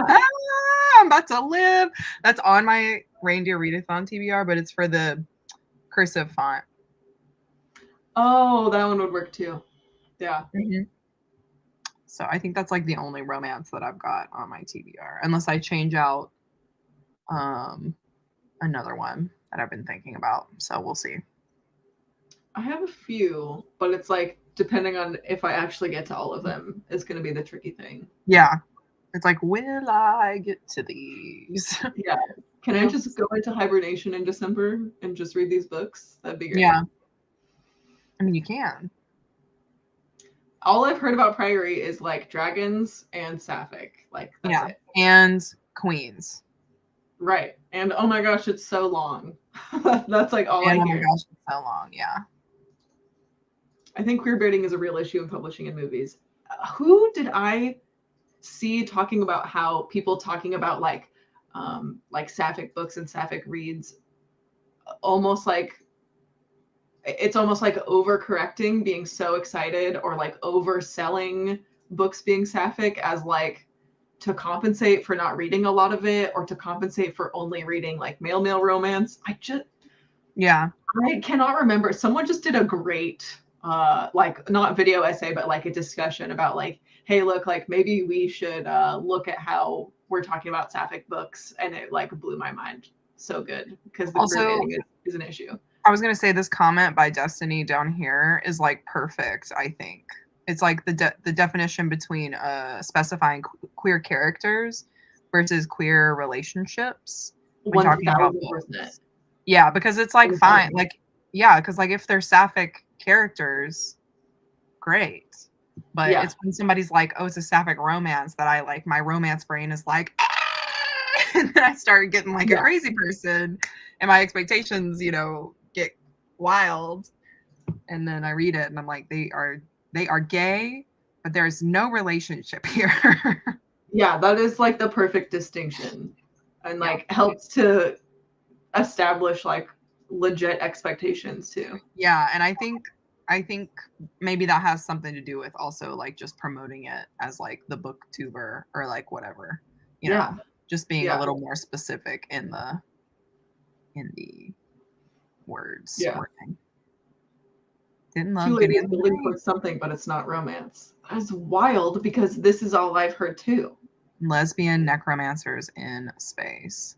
Like But that's I like the think little sizzle pitch. I think what she's saying though, like this comment right before this is Gideon and Hera pine after one another, but I've never heard it sold as a sapphic romance. I think that goes hand in hand with what Destiny said. Like a lot of people, because I was talking about this book when the other one came out, the more recent one. And I was talking about Gideon, because I was like, oh my God, it's on Kindle. You can literally read it right now, blah, blah. And people were like, oh, and those were like the two things. I think a lot of people said it was a sapphic romance. And then a lot of people said that they were lesbians in space. Yeah. So that was the thing. Because I remember posting about it on Instagram, being like, do I read this right now? Or like what people are saying, it's lesbians in space. What does this mean? And a lot of people were like back and forth on both of those. It's super interesting. So I'm going to go with probably, what Steph said, that it's more, they're just lesbians in space, but there isn't a relationship. Didn't go into it thinking it was romance. I just knew everyone was gay. Like that's the energy, Yeah. That's what I want. And like of course there's a difference between just having like a queer cast versus having queer relationships. Like and some people really like pining. Like some people like that's their bread and butter. Like they don't need it to come to a point. Like they can just live off the pining. And I can do my fair share of pining, okay? That's like basically my life. But at a certain point, I would like a little something if we're gonna keep up this behavior. Yes. So that's definitely my AKA me. I'm not sure. Who's it by? I don't know. Couldn't tell you. I'll look it up. Couldn't tell you. I don't know why that made me think of Katy Perry's Dark Horse. Yes. That song stuck in my head. All right, White Horse. Okay, Stephanie loved it. So is it this one by Erica T. Worth?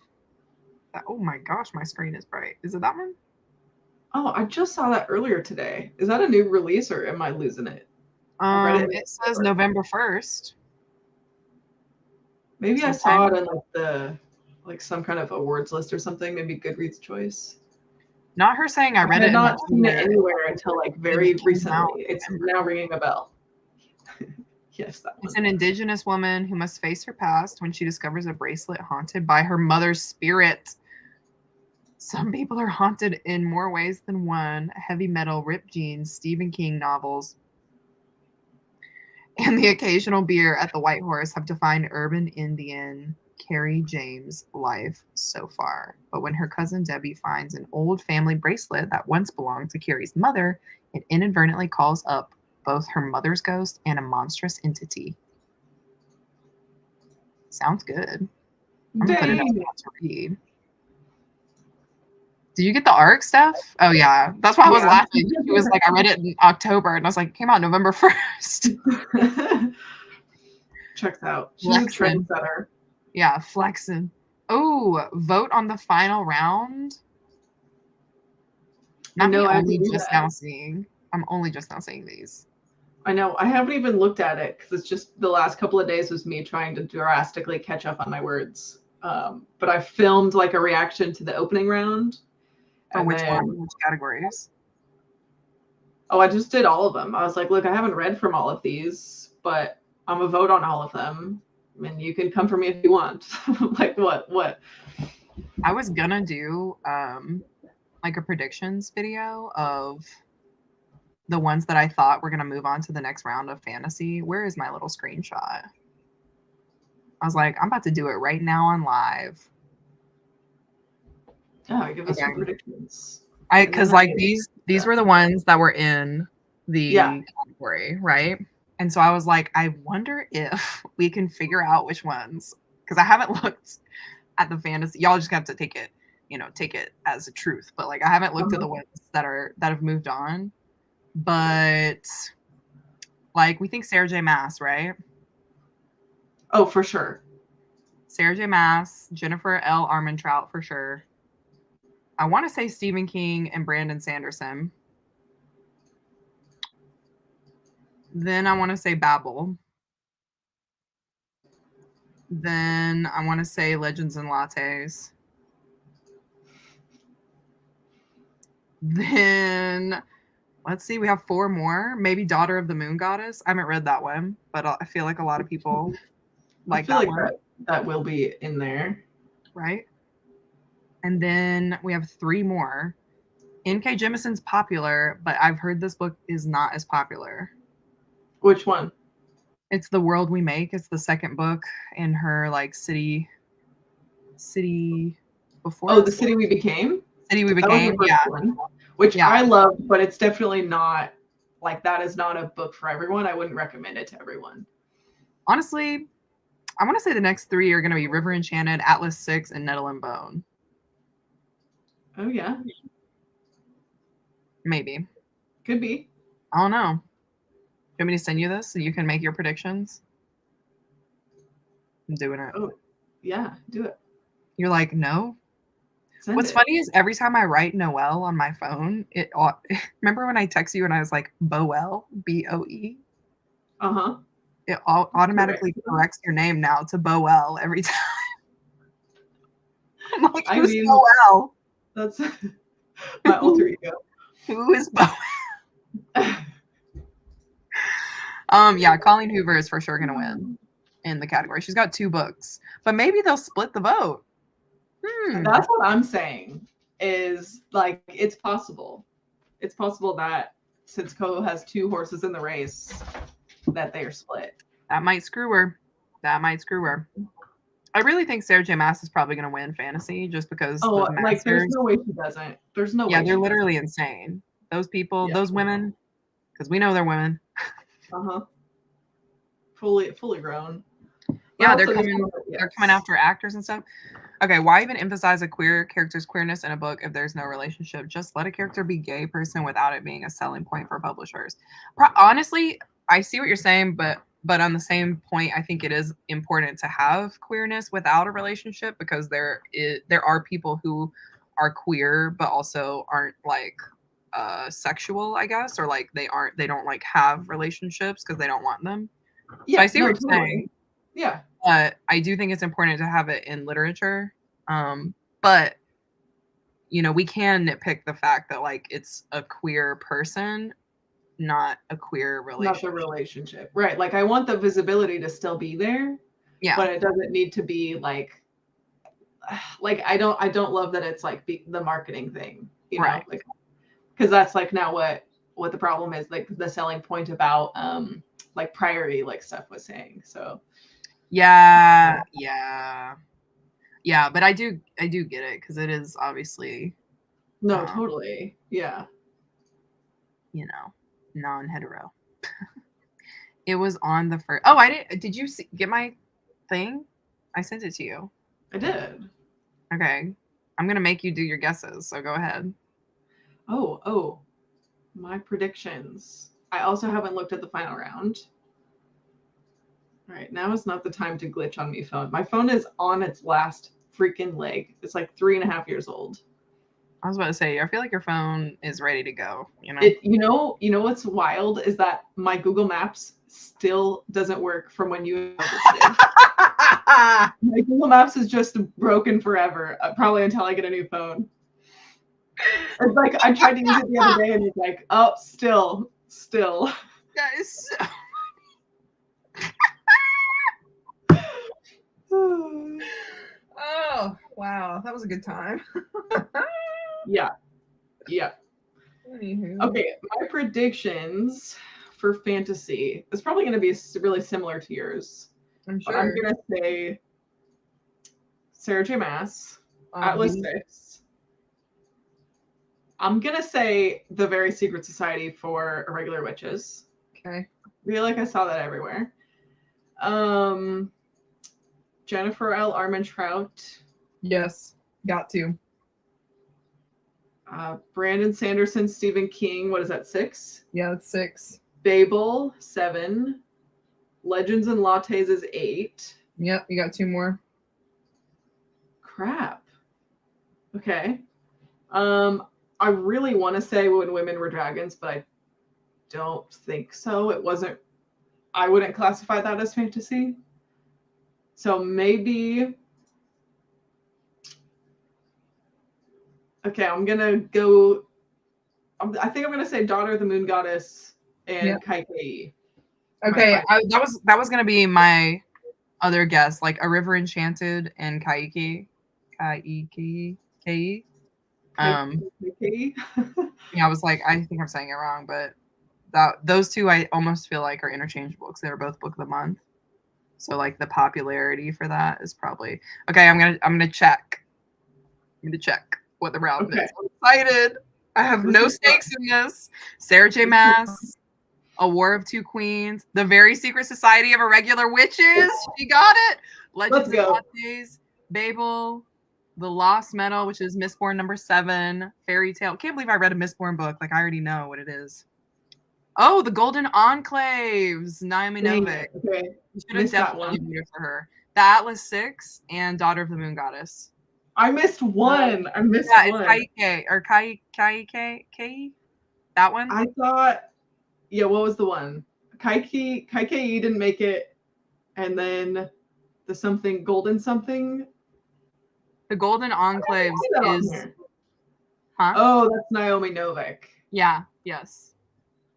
I missed two. The only Naomi Novik I've read, I hated. So. Really? Oops. Yeah, Which Spinning one? Silver. Oh, I've heard that's her weakest one. I'm not opposed to trying again, and I think I just shouldn't have read it on audio. Like that was not a good audio experience. She's got dragon books, and she's got like this series, the Golden Enclaves, is part of the Scholomance. I can't say like her Dark Academia series. Yeah, which is like Dark Academia, and like it's like dark, like they're crazy. I really like the first book. I haven't continued with them, but I mean, I will read those. I really like the first one. So wow, so both of the Book of the Month books did not even come in. Like dang. I can't even say that I'm really surprised. I don't know. I heard I can't even remember the name of the book now. River Solomon, whatever. River Enchanted. I heard that one was really good. I know. I mean, I love mythology. I just haven't. I don't feel like I've really seen it around. It's really hard to kind of bet on mythology though, because it's so niche. I feel like a lot of people hate mythology retellings. Yeah, it definitely has its following, but it's not everyone's favorite. No, for sure not. For sure not. Well, that was fun. I know. Good little bunny trail. Hi, Jenna. I know. Thank you. I was like, I wish I had screenshotted the romance ones because then we could do that one too. Like before, obviously, this next round came out. But oh yeah. So yeah. Life. She is. No. Dang. I know you really like that one, Liz, but I feel like a lot of people didn't.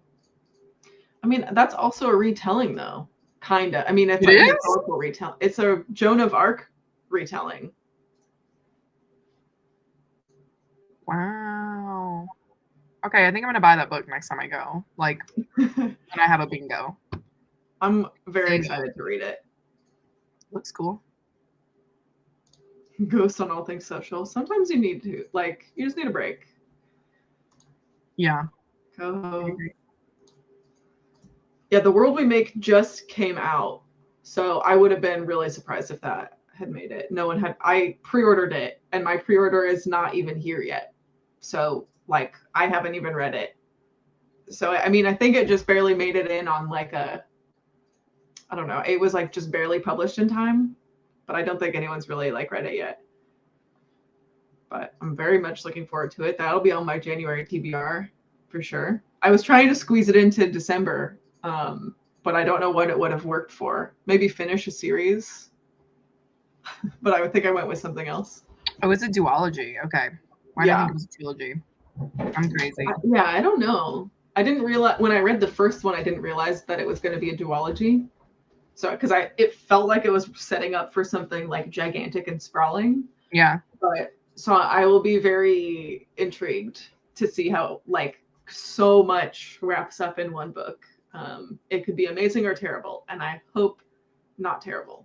Yeah, because there's another series. What is it? The Killing Moon, I think, something like that. Oh, I own both of those. Yeah, it's like Yeah, Dream Blood and the Killing Moon, something like that. yeah. Vish read that one and she gave it a 3, and I was like, Dang it. yeah, because the thing with Vish is she's pretty lenient with fantasy. So if she doesn't like something, I'm probably not gonna like it. Because a lot of what she likes, sometimes I won't like. But like if she doesn't like it, then I'm probably not gonna like it at all. That makes me nervous. But I also am like so in the cult of N.K. Jemisin. I might just do it. Like I'm willing to like look past a lot of flaws just because. You know what I mean? It's like, no, like you're my favorite author. I will just blindly be a fan. So I'll be interested to see how it goes. Wait, so you've read Broken Earth, right? I've only read the first one. Okay. Sequel, Obelisk Gate. But I haven't actually finished that trilogy either. Honestly, I need to be on my. I don't even know where that trilogy is gonna go. So yeah, that's what I keep thinking about.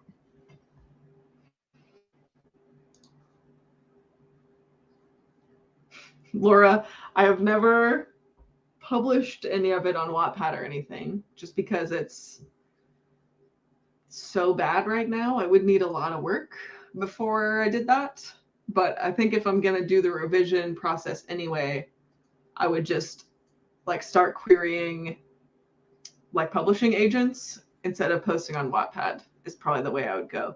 In the past, I have gone back to like rework projects, but the sad tea is I'm pretty sure I lost a lot of stuff on my laptop when the hard drive died that I don't think I had properly backed up.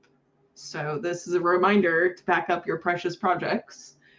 So that one might just be gone with the wind, which sucks, but also, having to start from scratch is like, well, whatever. I mean, I did it once, I could do it again.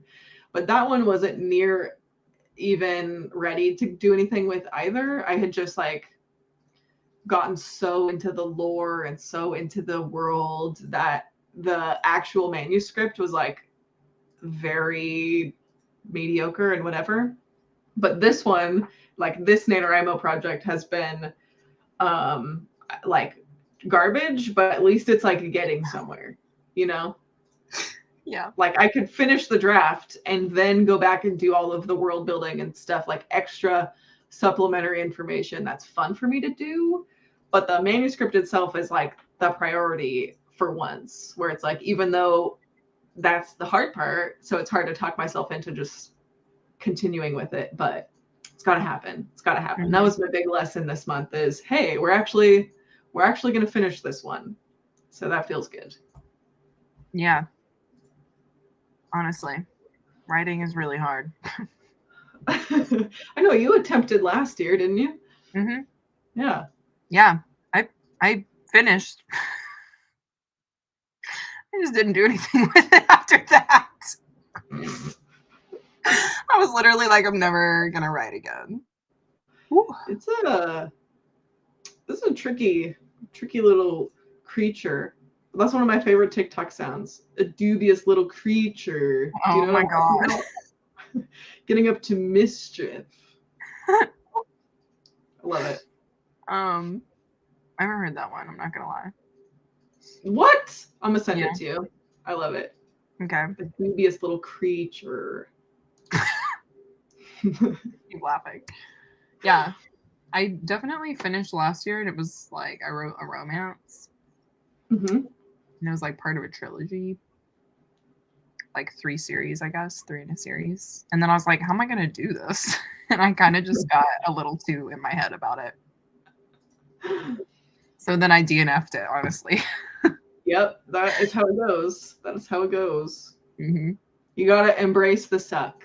It's going to be so bad for so long. And it sucks so much for so long. Yeah. And then it exists.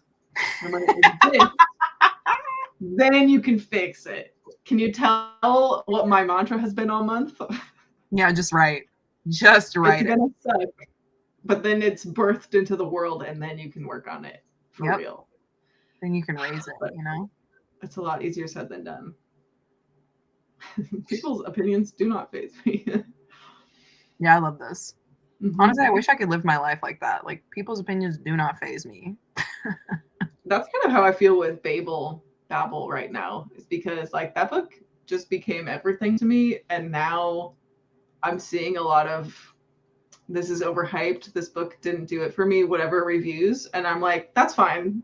You get to have that opinion, but nothing can faze me. Like I simply will not hear criticism about this. It's just like la la la, like I can't hear you. I It was a love that you masterpiece. said that because that's like the prompt that I'm using it for. Is like I'm afraid it's overhyped, but I'm still gonna read it. I don't know. On one hand, it is very political as far as like the plot goes, but it's also so slow and so dense, which are I don't know. I don't think those are negative things, but I know those are some things that people have a hard time like getting through or not are not exactly like a positive to the book sometimes. I wasn't bothered, but just know that it is slow and dense, but very good. But if you hate it, I wouldn't be shocked. But I also wouldn't be shocked if, like me, it became your personality. See, that's the thing. I feel like Poppy War is kind of low key the same way. Like that Yeah, I've book heard is similar criticism. That's true. it's slow and it's very like there's a lot of buildup, and then there's lots of politics, and then there's war. And I like Poppy War, so You might be just fine then. You might be yeah. fine. I mean, if it's anything like the Starless Sea, I'll probably love it. You know, that was a Yeah, I don't silly, know. silly thing to say, but you know what I mean. Me with people we meet on vacation. I don't care what anyone thinks. I love that book. I've Yeah, had there's a couple of books that I feel yeah, this way about. definitely have heard not good things about that. I haven't read any Emily Henry since Beach Read, and now I'm scared too. You liked Beach Read, right? I liked it. I mean, it was like a 3 or a 4. I think I gave it a 4. I gave it a 4. But it didn't like blow my mind. I liked that it was like more about the characters than it was about like two people falling in love.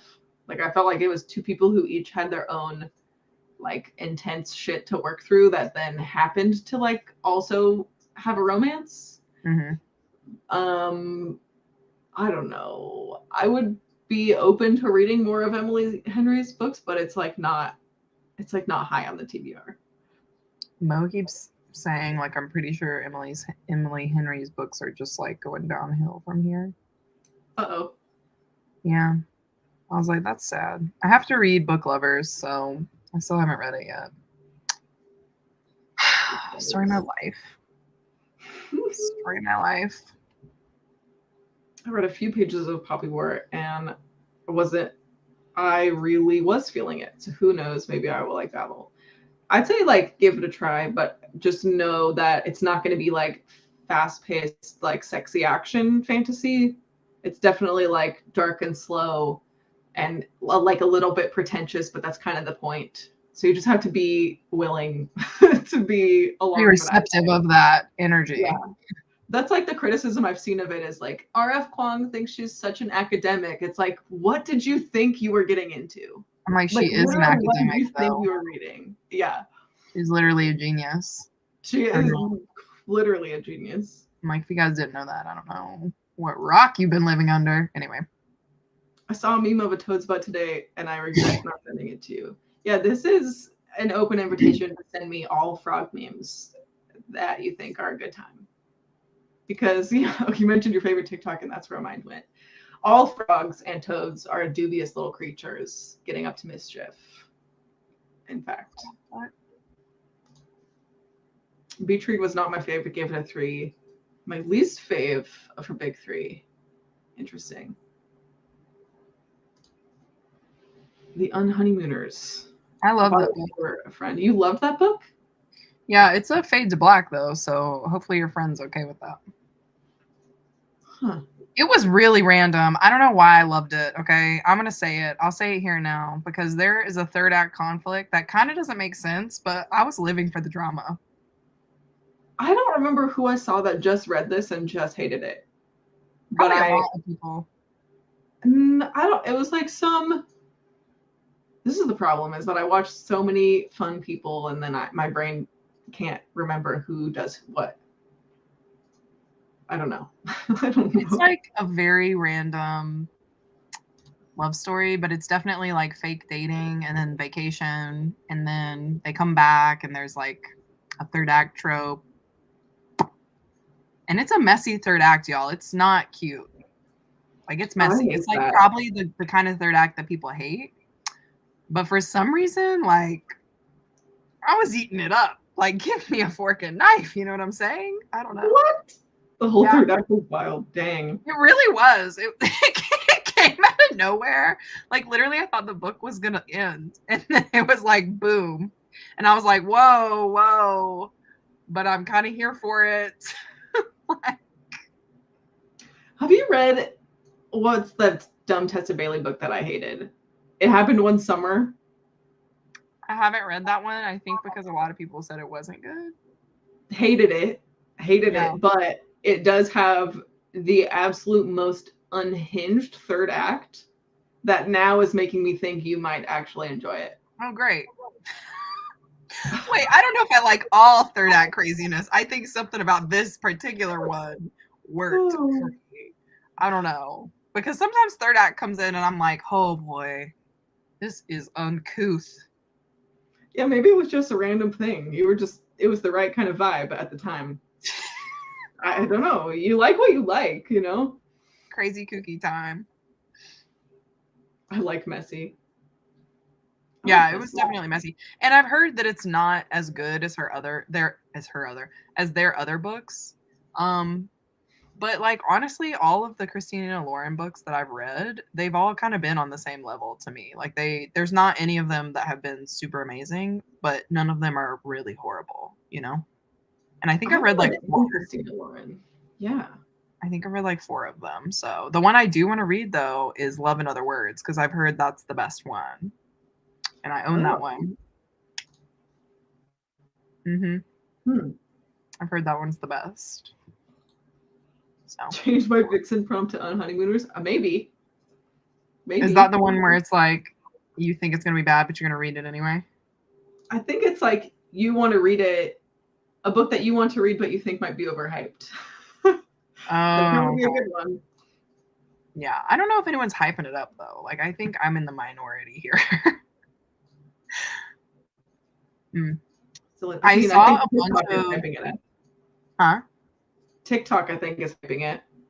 Yes, because there are a bunch of quotes from this book, and that's what made me want to read it, because it was like all these like cute little moments between them, and I'm like, I think my love language is words of affirmation. Fade to Black. Yes, it is Fade to Black. Haven't read it. I didn't read it. Yeah, I did not read it. Let me down. Oh no. Why? Let me down. It was hyped. You're right. Did it only come out? Still riding the wave. No, it's been out. I think it's just kind of still like circulating on the author's coattails, you know. They hyped it when it first came out. Like a couple years maybe. Recent-ish. 2019. 2019. Yeah. Yeah, I've read Soulmate Equation, Unhoneymooners. What other ones? Oh. They have so many books. Wow. I've heard autobiography is good. That's what Laura said. Yeah.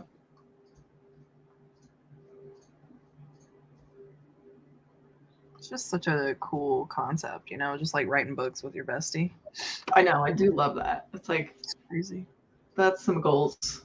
Just find your writing buddy and get after it. Yeah. I'm like, how do y'all do that?